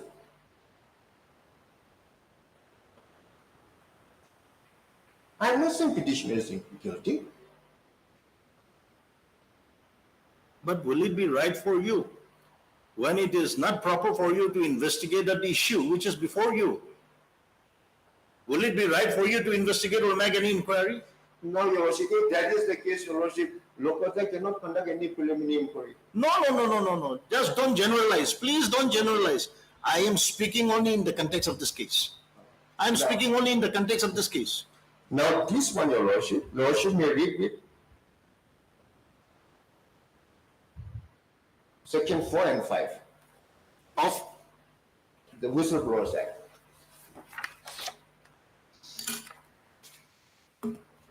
4, I'll read only the relevant portion. Section 4 and 4, 5. subsection 2. Okay, just wait. Section 4, subsection 2. Subsection. Section 412. 2. 412. No. 41. There's only 4, 1, 2, 3, 4, subsection 2. No, that's why 4 clause 1. Any disclosure. That's why that is not 4.2 directly. It should be 4 clause 1, subclause 2. No, Your Worship. The Whistleblowers Act. Oh. It reads, section 4. 4, Any disclosure made under this act. Mr. TV, let us see whether you are reading the same act. Okay.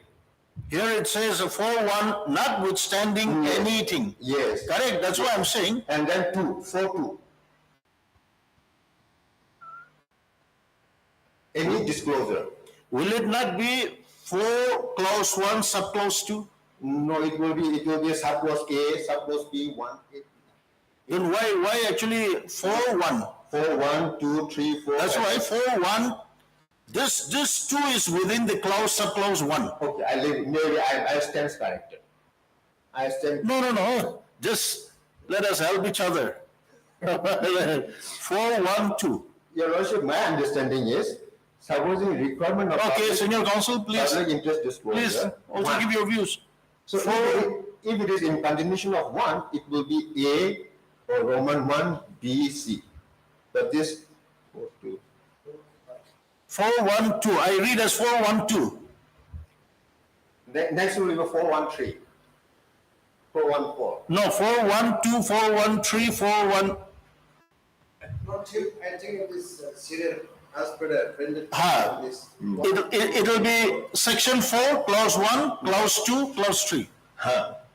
Yes. So section 4.2. Not section 4.1.2. 4.2. Okay. Let us just go 4.2. Yeah, sure. 4.2. That is my decision. That is how I see it. Your Lordship. Yes, Here, please. 4.2, just relevant portion. Any disclosure means complaint, Your Lordship, made under this act shall be treated as a public interest disclosure or complaint, Your Lordship. Now, coming to 5. Power and function of competent authority on receipt of public interest disclosure. 5. The competent authority will be Lokata, Your Lordship, because Lokata is Section 5. by virtue of 1635. Subject to the provision of this act, the competent authority shall, on receipt of a public interest disclosure under section 4, ascertain from the complainant or the public servant whether he was the person or the public servant who made the disclosure or not. Consider the identity of the complainant unless the complainant himself has revealed his identity to any other such and such while making public interest disclosure. The competent authority shall, upon receipt of the complaint and considering the identity of the complainant or the public servant in the first instance, make discreet inquiry. Okay. Lordship. Okay. In such manner.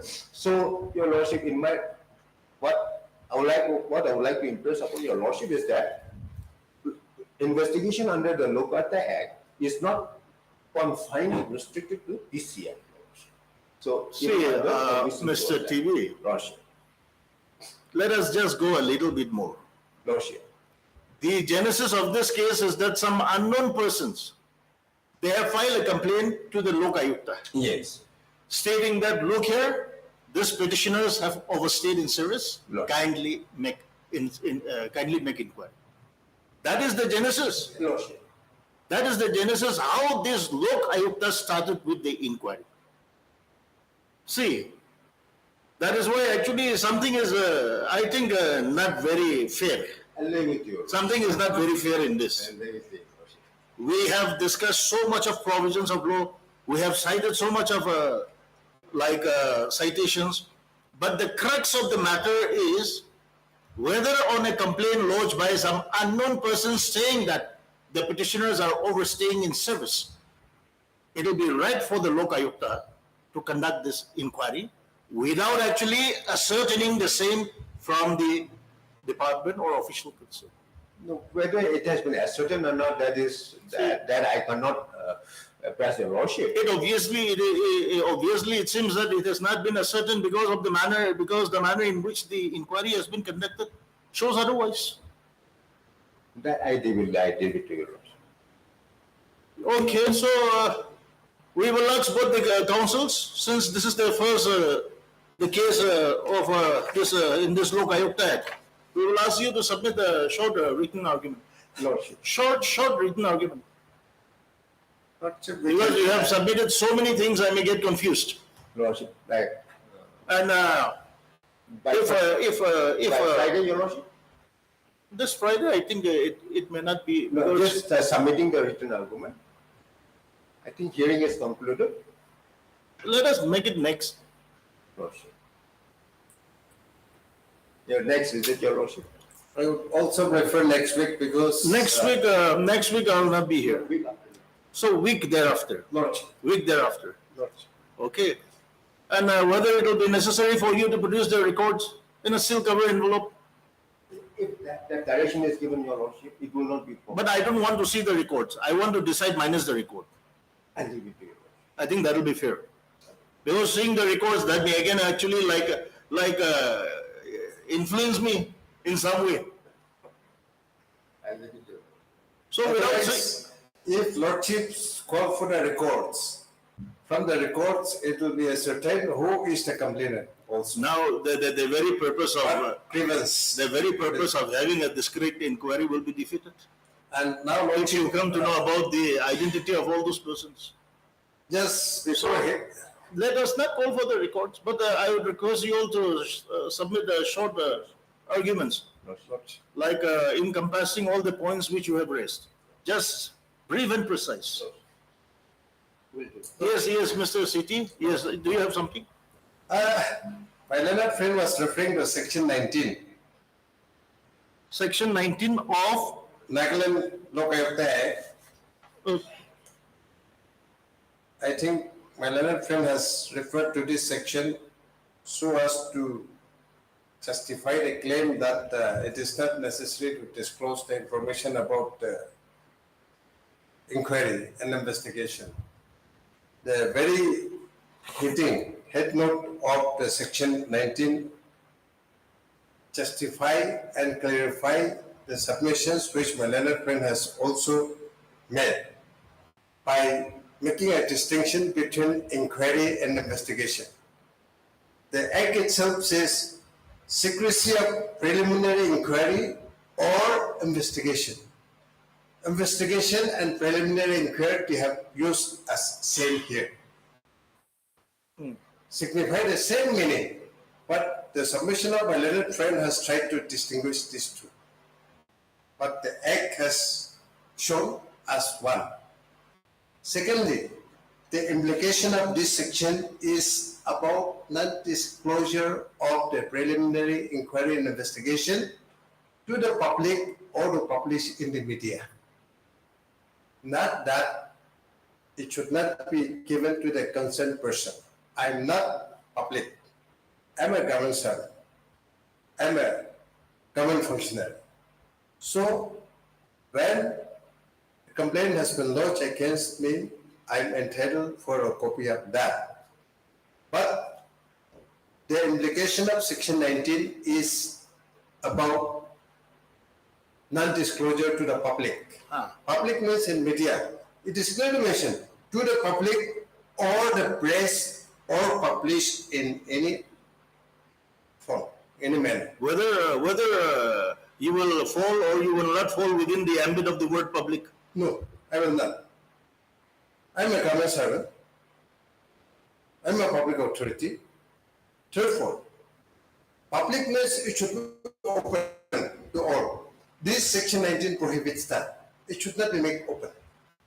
Media, publication, no. Section 19 says.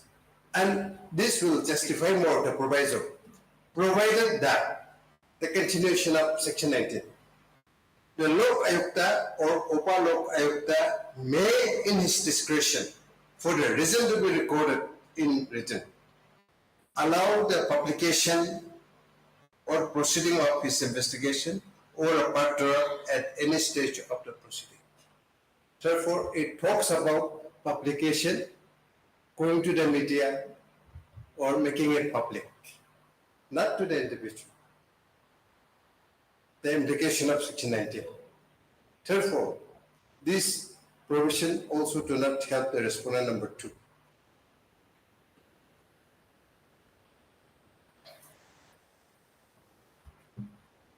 Since we'll be filing a short. What is your prayer? Let's see your prayer.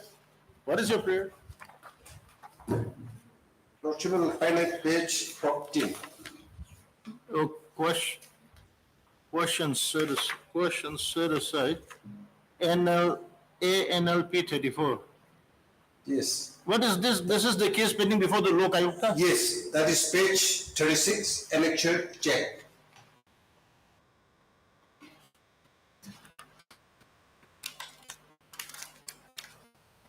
Okay, this is the order. That is the only prayer, yeah. Yes. Okay.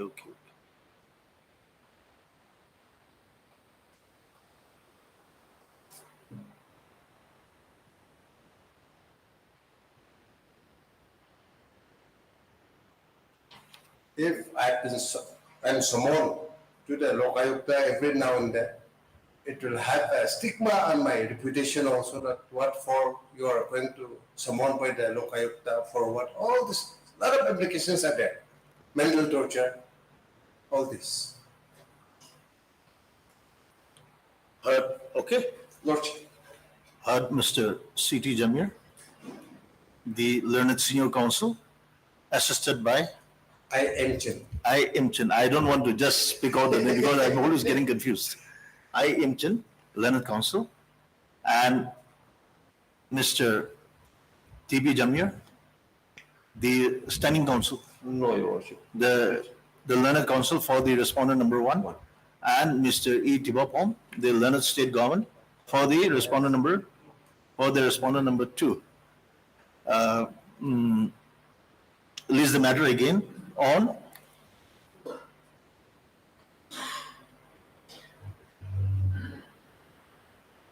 can we have it on 4th? Yes. 4th? No, 4th. 4 is good. Oh, 4th. 3rd, 5th. Lord. 5th. Lord. Listed again on 5/10/2023 as part heard. Stop.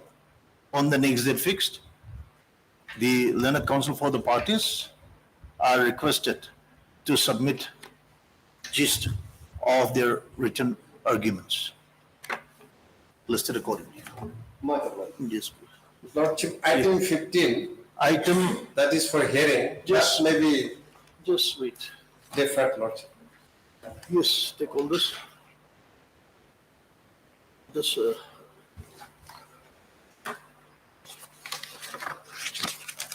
Let it come up after 2 weeks. yes, we will accommodate this.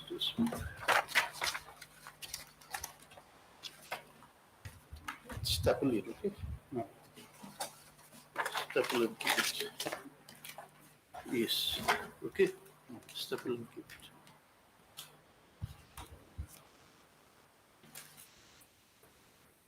Yes.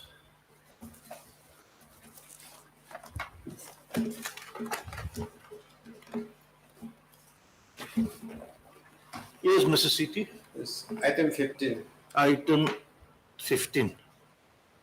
Yes. Is it a consensus Yes, Lordship. on the prayer of the learned counsel for the parties listed again on? Up to 2 weeks. Any date?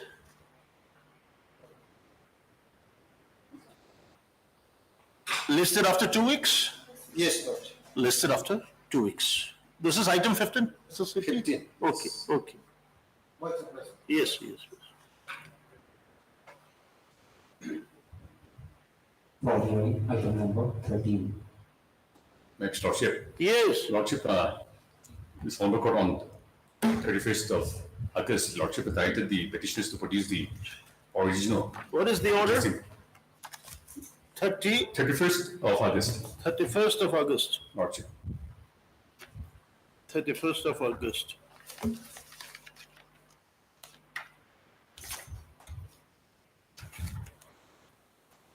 What was the last order passed? Lordship, last order was that this Honorable Court directed the petitioner to produce the original, to give the original copy of the gifted, which was registered on 8/12/15.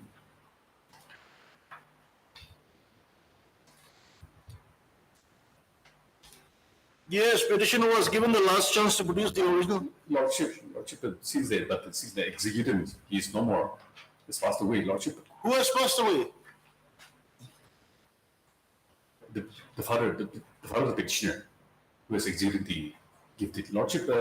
But the case was actually made on the basis of that gift deed, so. Yes, Lordship, we have the copy of the gift deed. Lordship, we have registered the gift deed before the Sub-Registrar, Office of the Deputy Commissioner, Dimapur. Okay. And we have the copy. You have the certified copy? Lordship, we have applied for the certified copy, but we are yet to receive the certified copy, Okay. Lordship. So this application, Lordship, I may be allowed to place, Lordship. Let us see. That is the Xerox copy that we have. But we have applied for the certified copy, but we are yet to receive the certified copy from the Sub-Registrar, Office of the Deputy Commissioner, Dimapur, Nagaland. The first page is the application.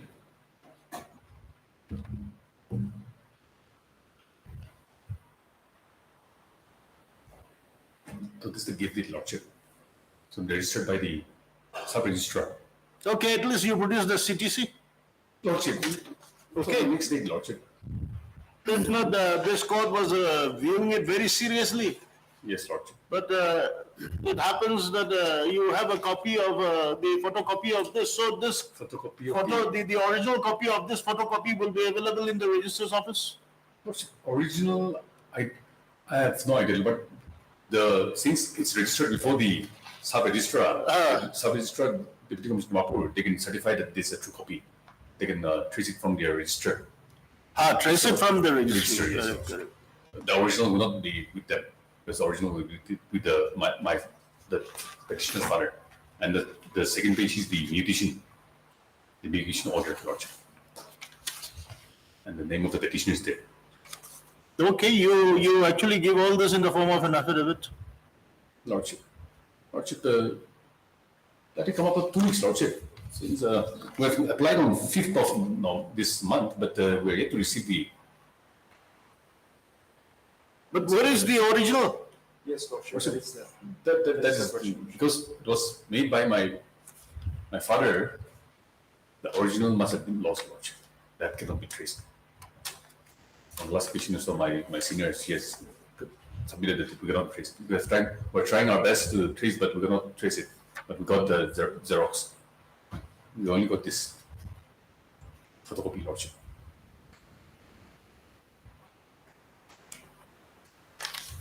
Lordship, if Lordship may indulge me for just 1 minute. Lordship. Yes, what is On that? the last occasion, this court was, in fact, on the previous occasion also, this court was clear that the petitioner should furnish the original copies. Okay, And the next stage, there may be circumstances where actually the petitioner may not be in a position, but actually it can be authenticated from the revenue office. It can be authenticated. and we may be also given a copy of the Xerox Definitely. copy or the certified true copy. Lordship. Yes, yes, Definitely. And the definitely. Lordship, just to refer to the last line of the previous order, The interim order passed earlier shall continue only till the next returnable date. In that case, Lordship. Yes, that is for the discretion of this court. Lordship. Lordship. Mr. F. Fuseko, the learned counsel for the petitioner, Lordship. and MS Inaholi, the learned government advocate, for the respondent number 1, 2, and 3. Also heard Mr. Tushi Olonkumar, Yes, Lordship. learned counsel for the respondent number 4, Lordship. 4.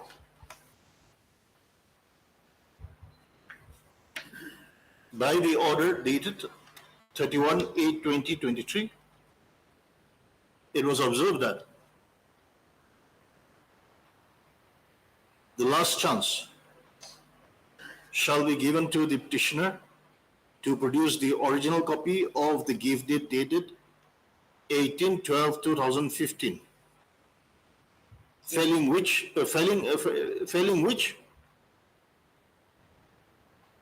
the matter shall be seriously viewed by this court. Lordship, it's 8/12. 8/12/2015. Lordship, 31/8. Oh, Lordship. 31/8. Order, please. My apologies. Stop. Today when the matter is listed, Mr. Fuseko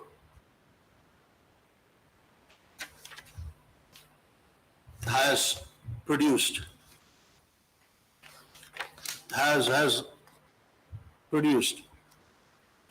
a Xerox copy of the gift deed dated 17 September 97. dated 17 September 1997. Yes, Lordship, the gift deed was executed on 17 September 1997, but it was registered on 8/12/2015. Which was registered on 8/12/2015. Stop. The petitioner has also placed a copy of the letter dated nil, written by the petitioner to the revenue officer, praying for issuance of the certified true copy of the gift deed, of the said gift deed. Stop. Mr. Fuseko, the learned counsel for the petitioner, accordingly seeks for 2 weeks' time to place the certified true copy of the gift deed dated 17/9/97, which was registered on 8/12/2015 before this court.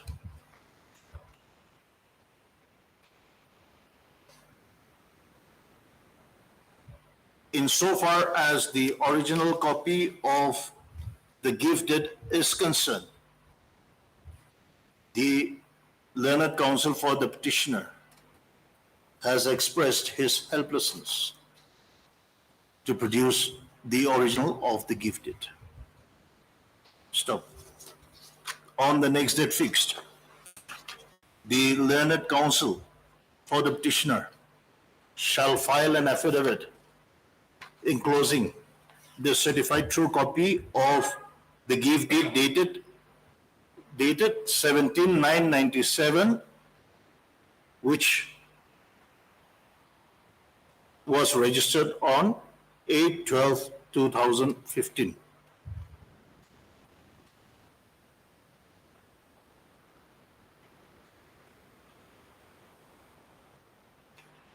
Stop. The petitioner shall also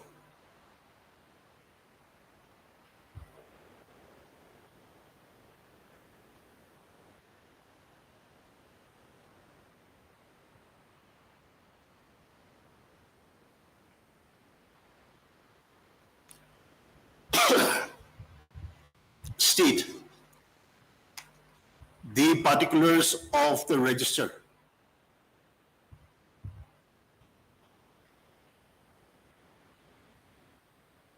from which the certified true copy of the gift deed dated 17/9/97, date of the gift deed dated 17/9/1997 has been issued to the petitioner. Okay, you actually state all the particulars of the register Lordship, from where actually the certified copy has been issued, Lordship, Lordship. or actually from where actually like the gift deed has been registered. All those registers, you give the particulars. Because this it is very easy to get certified true copy also. You just take a photocopy and then you submit it to the revenue officer. They just stamped it. A certified true copy. That will not do. That will not do. Okay. Okay? So on the next date, we are giving you 2 weeks time. You take steps, then you file an affidavit. Lordship. Okay? Listed after 2 weeks.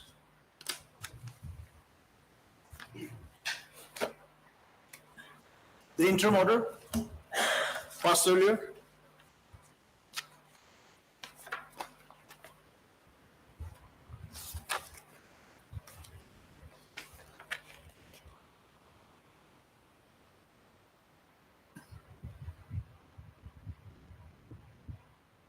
Shall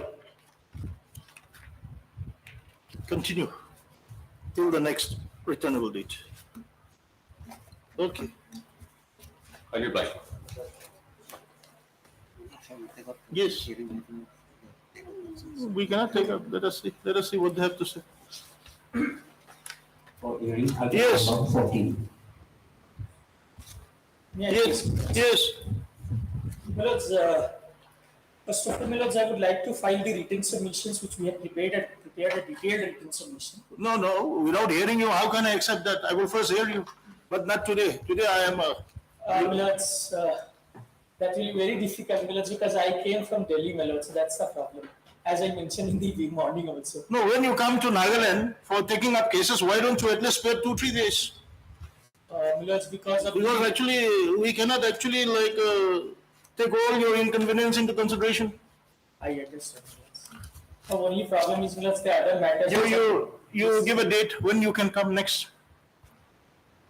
Milods, I have no issues in coming next time, but it depends. Milods, your client also faces a lot of problems in Milods, ensuring our commutation, accommodation, and so on.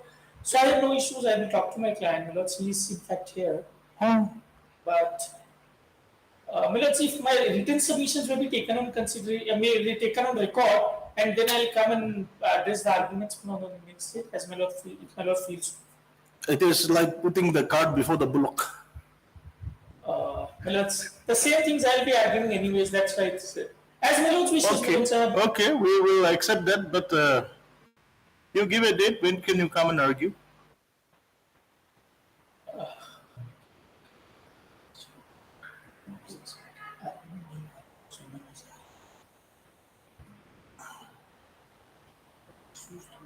Milods, if I may flag out the issues in 10 minutes, and I will try, if I can try to finish it, if my Lord. Not today. The other council is also not there. He's there. Okay. But I think hearing will resume at 2, but it may not be difficult. It may be difficult to complete. We cannot just allow you to complete your hearing in 5-10 minutes and fly off. This court needs patient hearing. No, we'll wait, Milods, as long as Milods wishes. I have no issues, Milods. I will address the argument as Milods.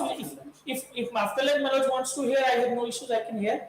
I can address my arguments. Otherwise, Milods, if at all Milods feels on some other day, then Yes, we'll give you some other dates. It may not complete today. After 2, we assume you are in a hurry to actually push off for your journey. no, Milods, actually my client is there since last 2015. This is struggling. That's another aspect which that you brought me here, Milods, to address my arguments. Okay. So, anyways, Milods, whatever suits to Milods, I have no issues. But if I can once again, at the cost of repetition, pray that written submission may be taken on. I will take that written submission. Please. But I will hear you. Give me a date.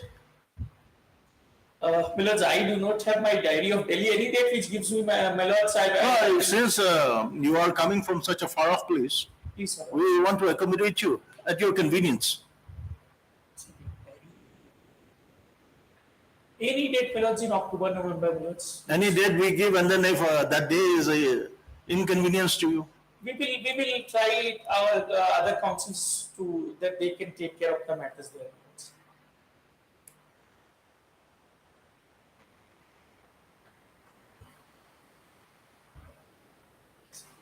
what about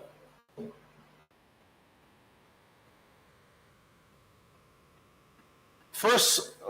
I'm sorry. What about 6-7 November? 6, 7, October till 29, we are having puja vacation. 6, 7.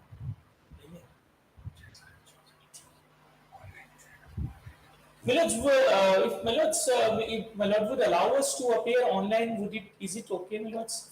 Hearing other matters we can, but hearing it is, we have that connection problem. We have connection problem. So it may not be to the advantage of all of us. We have connection problem. Long hearing. It is my privilege, my lords, to be here and address arguments with Very my lords. good. But We will my come lords to- understand the convenience. So anyways, my lords will come on 6th then if my lords will. 6. Okay, 6. Your good name, please. Pankaj Sinha, along with Rahul Maurya and Sikho. Fuseko. Mr.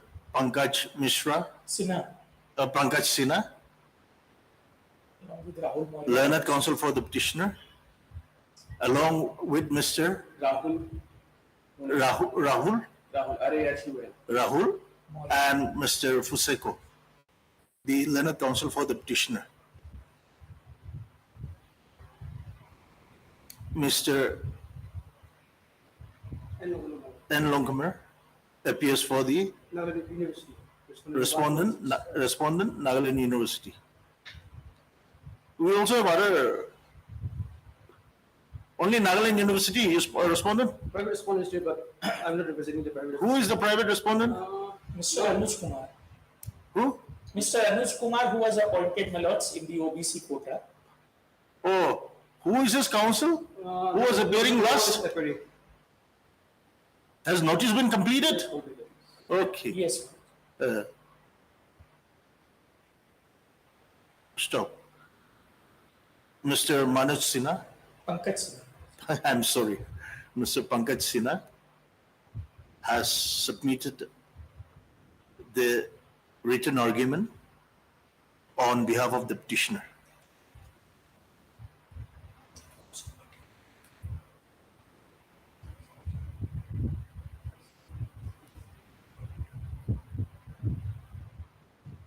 Although the matter is yet to be heard.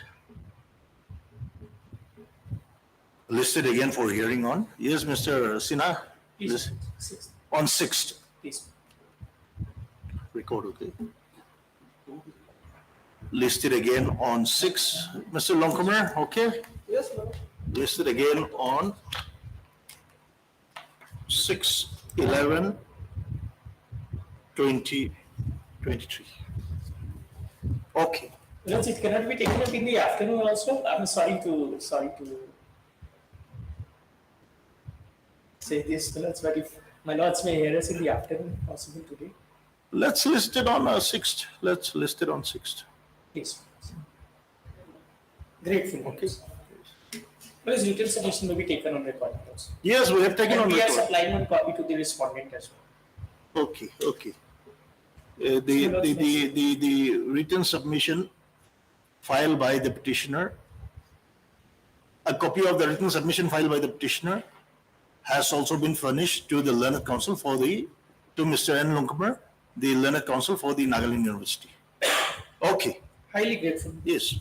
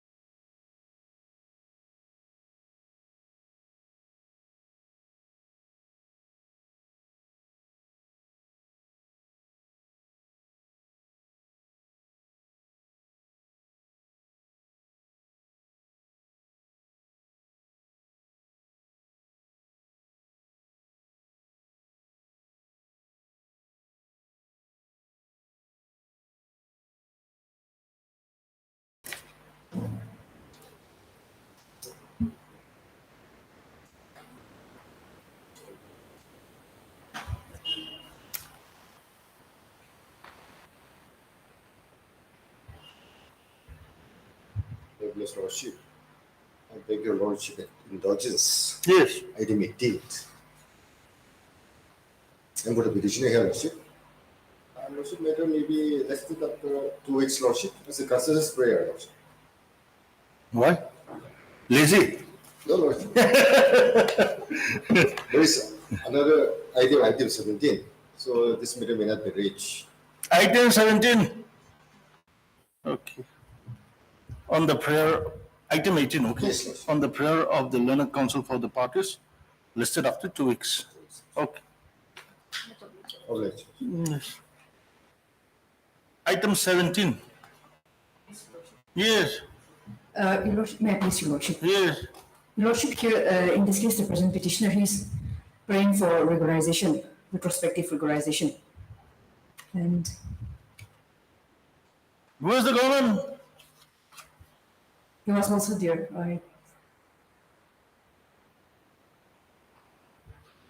Your Lordship, may I continue with my submission or wait for the government? Let's see. But what is your case? Lordship, I'm praying for regularization, and this is the second round of writ petition. In the earlier writ petition, Your Lordship, I've approached this honorable court stating that I have completed 35 years of service on scale of pay. However, after the writ petition was disposed, and this honorable court was pleased to give a direction to the state respondents to regularize the service of the petitioner, Yes. as per the office memorandum 17 March 2015. And thereafter, a letter was written to the petitioner by the chief engineer, PhD, saying that the petitioner has retired in 2014, prior to the issuance of the office memorandum, that is 2015.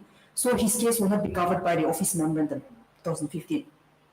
So that is the main issue here. The issue here is with regard to his date of birth as well as the length of service of the petitioner, Your Lordship. He retired 2014. Lordship, I've approached this honorable court on the basis of the office communication dated 27th August 2014. Your Lordship, in this letter, it is stated that Whether that communication is after your retirement. this was, When did you retire? Just give me the date. Your Lordship, if Your Lordship may kindly turn to page No, when did you retire? I just want to know the 2014. Which, Yes, 13th August 2014. 13/8/2014. 2014. Yes, Your Lordship. And after your retirement, you approached this court. Yes, Your Lordship. So, when the earlier writ petition was filed, we have drafted the writ petition as per the documents that were submitted to us by the petitioner. And by relying on this office letter, Your Lordship, it is stated that the office record falls on 31/7/2018. And as per this office communication letter, he was supposed to retire on 31/7/2018. So we have approached this honorable court based on this document. However, it was only after the chief engineer wrote to the petitioner stating that clarifying that he has retired in 2014. So there was also some miscommunication between. Now, whether he retired 2014, Yes, 2014. then So it was only after the disposal of the earlier writ petition we were able to. We came to know that he has retired in 2014, or else we were under the impression that he has retired. you mean to say that after retirement on 13/8/2014, Yes, Your Lordship. he still continued in service? No, he was released thereafter. He was released Yes, yes. on 13/8/2014. Yes, Your Lordship. Then how will the other subsequent letters or communication help him? Your Lordship, like at the course of repetition, Your Lordship. Repeat, it's all right. Yes, yes. I've approached this honorable court based on this document under the impression that the petitioner was released in 2018. However, it has come to our knowledge only after the chief engineer wrote to the petitioner that he has retired in 2014. So that is the issue here, Your Lordship. So no case? No case for you? Your Lordship, Where is the question? Where is the question to give you regularization when you have retired in 2014 without regularization? Your Lordship, if he has retired in 2014, his length of service will add up to 31 years of service on scale pay. So in that case, his service, he will come under 2004 office memorandum, Your Lordship. That is my humble submission. 2000 Office 4 Memorandum, the Supreme Court ruling is very clear. Unless you have come within the zone of seniority, you may have served 30 years, 35 years, unless you come within that seniority where you are eligible to be regularized. Your Lordship, there has been a clear discrimination in this case, Your Lordship, because as per the RTI reply dated March 2021, Your Lordship, as many as 195 board charge employees were regularized, and all those employees were junior to him, and while the petitioner was in service, that is prior to 2014, 28 of them were regularized, who were all junior to the petition. So there has been a clear discrimination, Your Lordship. Similarly situated employees have been discriminated, Your Lordship. Have you implemented them? No, because Have I'm you not challenged challenging Your Lordship, I'm not challenging Then don't raise that issue. Your Lordship, because as per this RTI reply, it shows the discriminatory action of the state respondents, Your It's Lordship. all right, but at least you should have implemented them. If actually your case is that the state has discriminated between the petitioner and those persons, then it was your duty to implement them. Now, without implementing them, how can we examine their case? Your Lordship, How can we examine their case? Your Lordship, in my humble opinion, it is not necessary to implement them because No, I'm not aggrieved by their appointment, Your Lordship. Then don't talk about discrimination. If you have not implemented them, don't submit on discrimination. Simple as that. If you are not aggrieved, don't speak on discrimination. You just submit your case. Let us see. We will not touch that 195 or 28. Then let us see whether you have retired on 13/8/2014. Let us see whether this court has the power to regularize you now. Yes, Your Lordship. I will try to satisfy Your Lordship.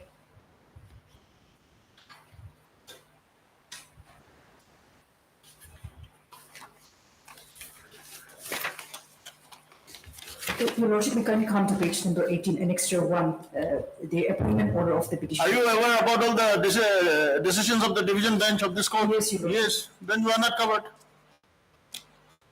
Your case cannot be different from those cases which is decided by the division bench. Lordship, in my humble opinion, in that case, the petitioner has not completed 30 years of service, Your Lordship. Why didn't you challenge that? You were actually sent on premature retirement. Have you challenged that? No, Your Lordship. Then, what to do? What this court can do?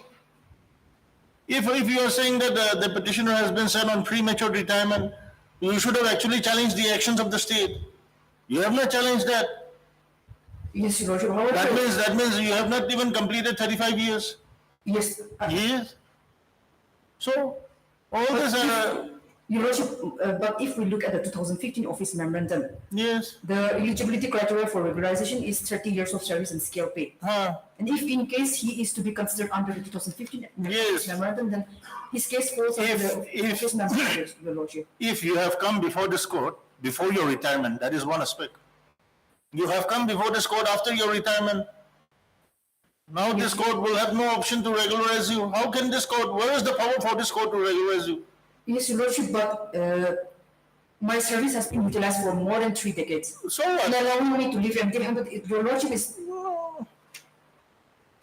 You satisfy this court, whether this court has the power to regularize you, and if so, under which provision of the Constitution? Yes, Your Lordship, and I have judicial decisions on that, Your Lordship. Is it passed by the Honorable Supreme Court? Is it that Gujarat's case? Yes, that one also, and I have other citations as well, Your Lordship. Where do we leave Uma Devi? That constitutional bench. Where do we leave that case? Can we decide your case by leaving aside that case? When Uma Devi case has said that the court has no power to regularize unless that person is selected in the usual course of under the constitutional scheme.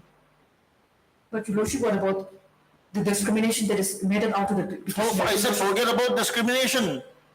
You are not going to implement them. How can we decide somebody's case in their absence? Right? Your Lordship, in my humble opinion, it is not necessary to implement them. No, it is necessary. Because this RTI, Your Lordship, I have annexed this RTI. I will not consider that RTI because actually none from that RTI has been implemented. How do I consider that? You may say so many things. But actually when none of them is implemented, how can I actually make a comparison between the petitioner's case and their case? They are not impleted. That RTI information is furnished by the department and it shows the discrimination that is done. I'm sorry, madam. Is that respondents? I'm sorry. If you want me to hear, I'll dismiss. You have no keys. Absolutely no keys. You have absolutely no keys. On too many legal grounds, you have no keys. You want to proceed? Proceed. But maybe you don't have a keys. Frankly.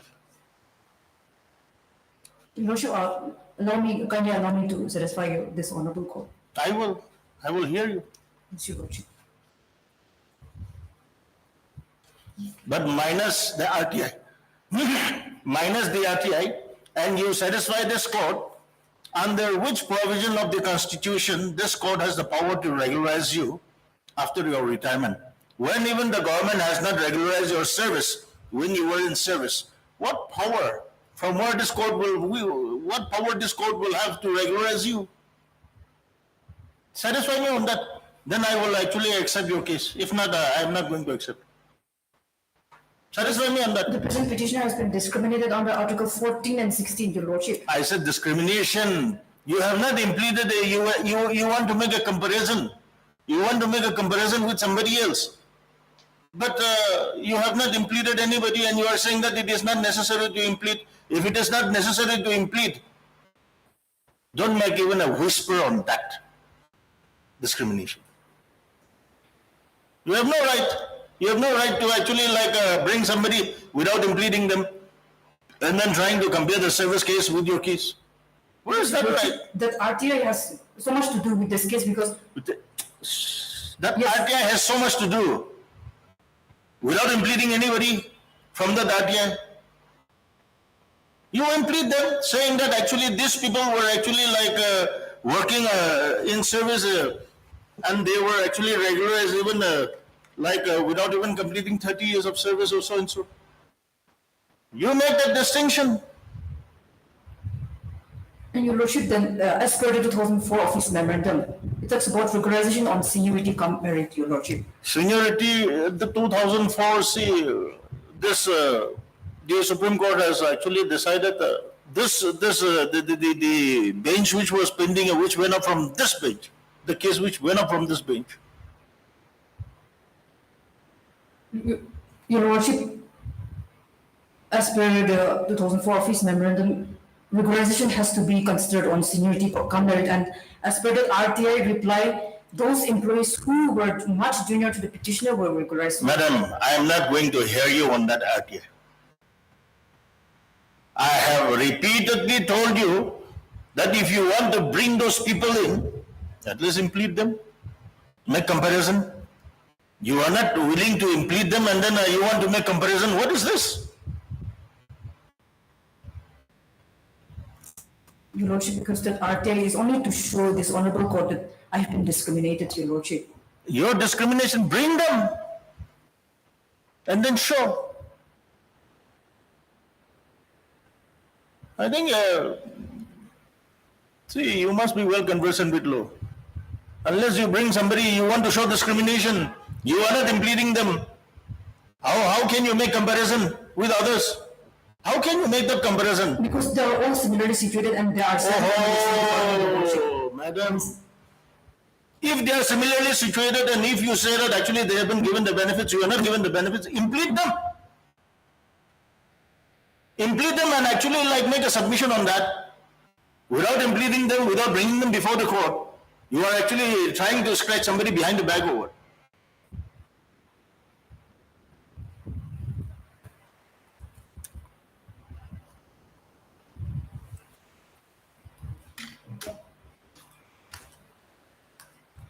Okay, it may, to dismiss your case, it may not even be necessary to hear you, but I will give you all the opportunity.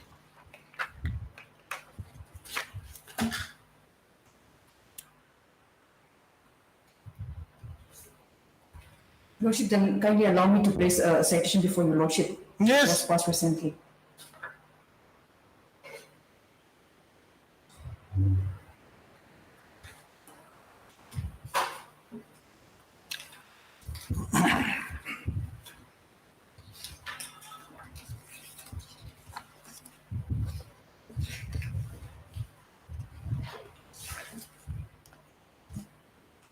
The relevant para is in para number 56 and 57.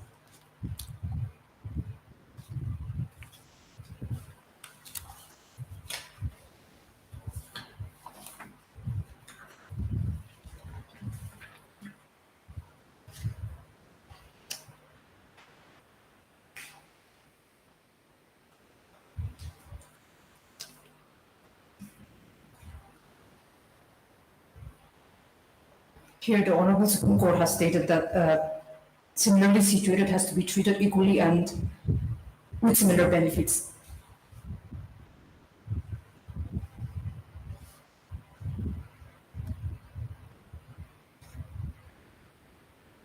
Then what is the benefit? What is the benefit sought for in this case? Regularization? Yes, Your Lordship. Huh? Let us see. Let us see the facts.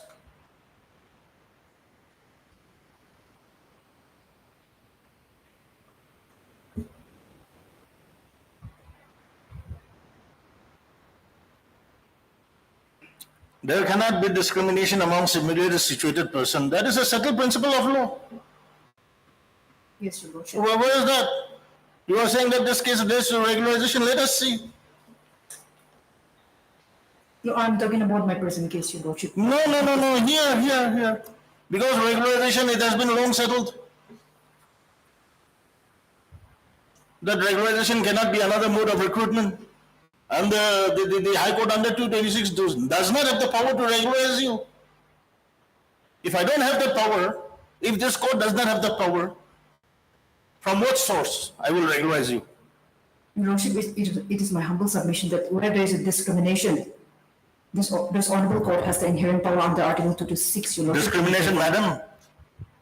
Are you conversant with negative equality? In all the law points you fail. All the law points you fail.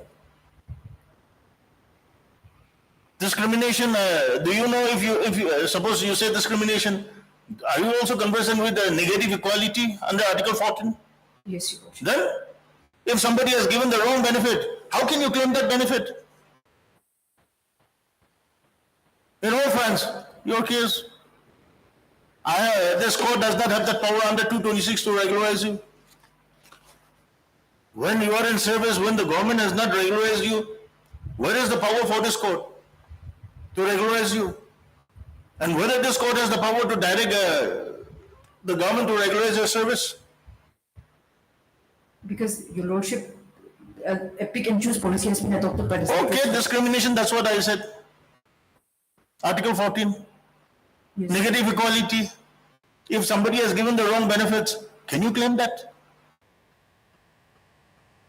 Your Lordship, the action of the state respondents, it lacks intelligible differentiation, Your Lordship, because similarly situated employees have been discriminated, so that is... Classification is Yes, not Your Lordship. applicable where the question of negative equality is there.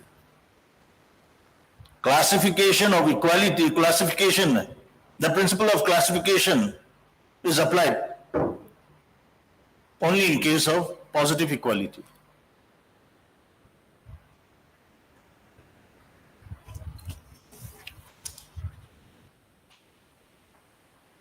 Try your case and come. But It is my maybe, humble submission that Article 14 permits reasonable classification, but it does not permit... okay, reasonable classification Yes, Your Lordship. in negative equality. Because in my humble submission here, the petitioner has been clearly discriminated. His right under Article 14 and 16 has been violated, Your Lordship. Madam, how much you submit, I am not convinced. When I don't have the power to regularize you, I have also written so many judgments recently. Same case, I have written so many judgments. And my judgment is based on the decision of Uma Devi's case, the decision cited by the Honorable Division Bench of this court. I have cited so much, I have actually decided so many cases on that line. In your case is one. Then, Your Lordship, may kindly give me some time, Your Lordship. We'll dismiss it. You don't have a case. Because you are not able to satisfy this court that I have the power, this court has the power to regularize you. under 226.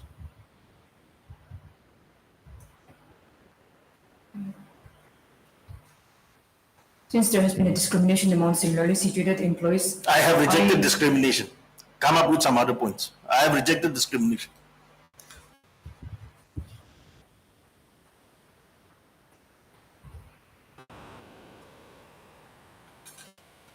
then Your Lordship kindly give me some time to. It will not change the color of your case, madam.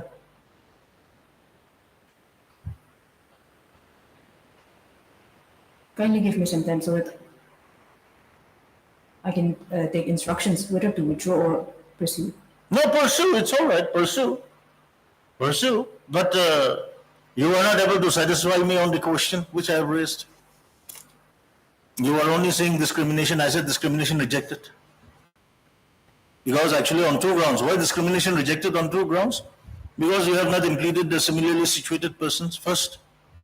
And in the absence of similarly situated person before this court, how can the court make a comparative study about the petitioner and you?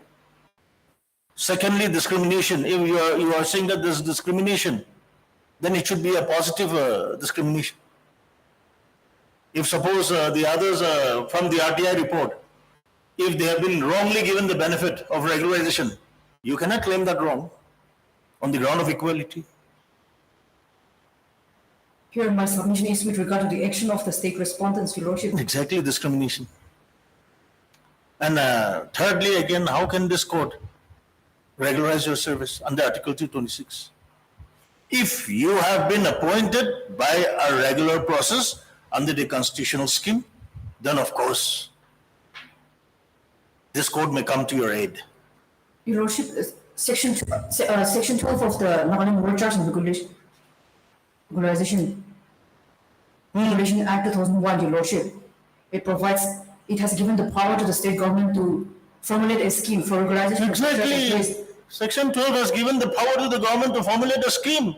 And in consequence to that, the 2004 scheme and the 2015 scheme has been formulated. Yes, Your Lordship. That actually needs no explanation. But when the government has not regularized you under that scheme, whether this court has the power under Article 226 to direct the government to regularize you under that scheme? No. I believe this honorable court can intervene when there is a discrimination of my fundamental right, Your Lordship. Discrimination is not what you think. Discrimination is not what you have submitted. Discrimination has a very wide ambit. You are actually trying to claim a wrong which the others have benefited. You cannot claim a wrong. Can you say that since Mr. Thiba has been illegally appointed, I should also be given that benefit? Can you say that? That is what I say, negative equality. Yes, if Mr. Thiba has been appointed as per the constitutional scheme, after advertisement and all this, both of you, you appeared and you both succeeded. He has been appointed as per the selection process. You have been denied. Then, of course, you may have some grounds to say that I have been discriminated. Because he has been appointed, I have been denied. You can take that. But when Mr. Thiba has been appointed illegally by the government, well, that the illegality in the appointment has to be examined by this court. But you cannot claim that. That is what we call negative equality. Your Lordship, I'm claiming regularization as per the 2004 scheme, Your Lordship. 2004 scheme? The state government does not recognize you as one of the senior most. That is why you have not been. Your Lordship, then what about those employees who were junior to me and then? That is why again, it's a vicious circle. You are claiming negative equality. If suppose the government has given actually like some wrong benefit to some persons, why don't you challenge that? Why don't you challenge that? And why don't you say that they have been appointed in violation of the scheme, I have been discriminated? Why don't you say that? You are not, that is not your case before this court. That is not your case before this court.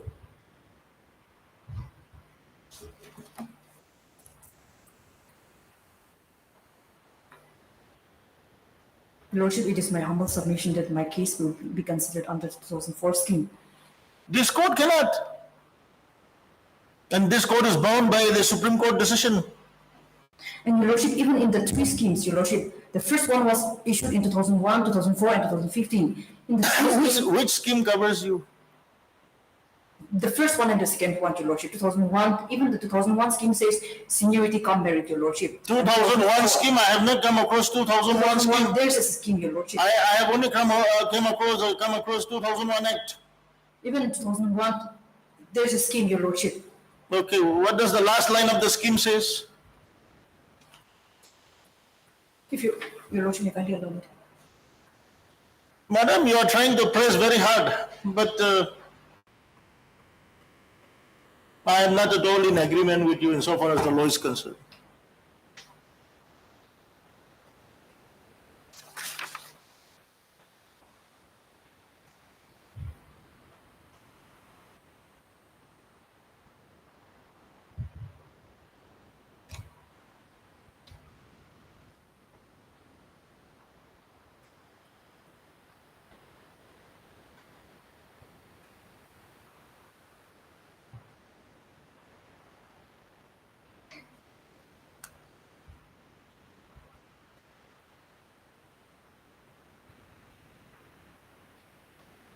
This is not at all relevant for you.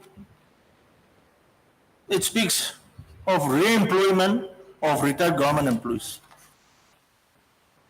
Just reading one line here or there.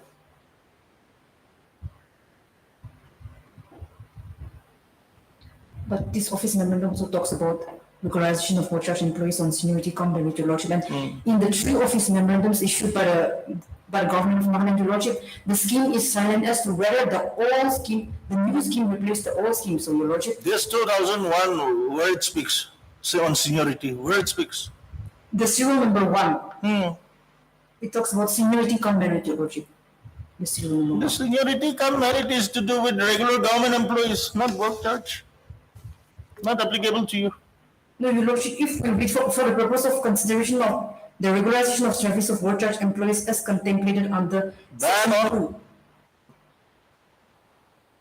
Section 2 of the Nagaland Work Charge and Casual Employees Act, and subject to availability of vacancies, it has been decided by the government that the following principles shall be applied. So, Your Lordship. No, okay.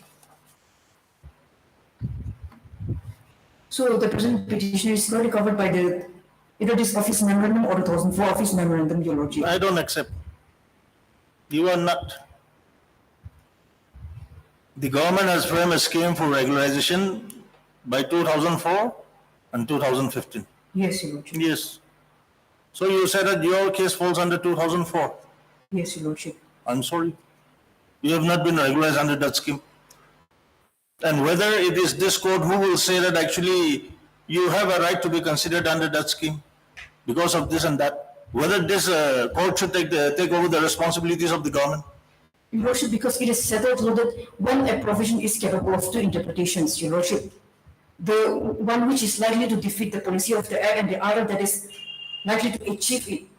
The provision is that is likely to achieve it has to be. All these principles of law could have supported your case if you were appointed in terms of the constitutional scheme.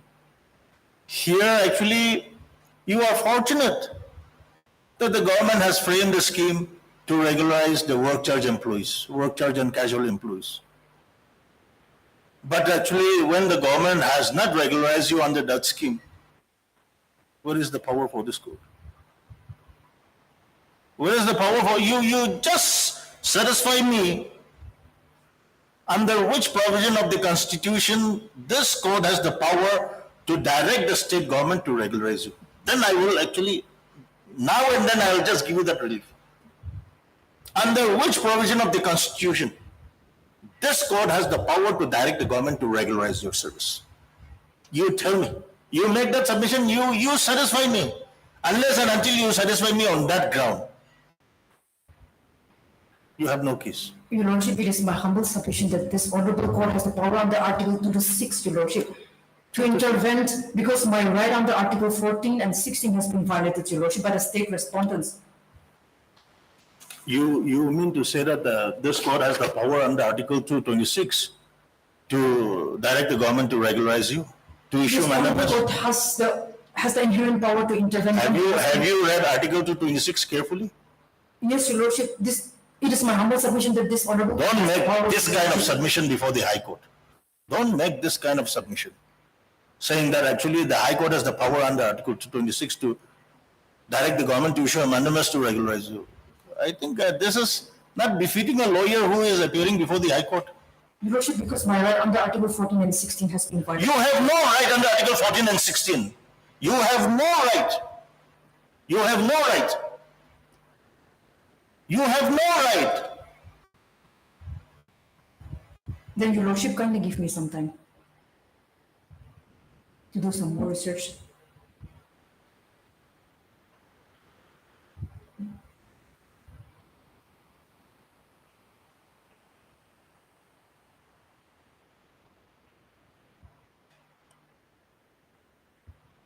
You do research and come. Yes, Your Lordship. Though I very much doubt whether you will change the color of your case. Your Lordship, yes, I'll try my best to satisfy Your Lordship. You just come prepared on that line whether I have this court has the power to regularize you under Article 226. Yes, Your Lordship. You just come with that and you read Uma Devi's case properly, Yes, Your Lordship. which is a constitutional bench case. You read that and come.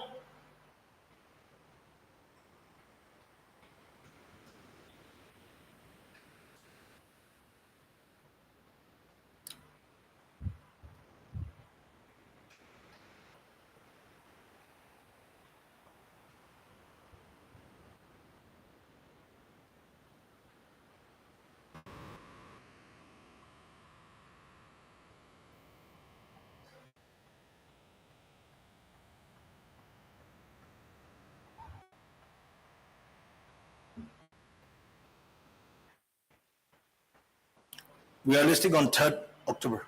Yes, Your Lordship. I'm prepared. But as far as this court is concerned, I'm sorry. I have made up my mind. Yes, Your Lordship. But let us see whether you can still satisfy the court. Listed as a fixed hearing item on 3/10/2023. And kindly see the judgment passed by the Honorable Supreme Court. Yes. That is in regard to 2004 scheme. Kindly see the 2 division bench order passed by the Honorable Division Bench of this court. Yes. Okay? Yes. And I have also given, I think, about 4 or 5 judgments relying on those decisions. Yes, Your Lordship. Deeply obliged, Your Lordship.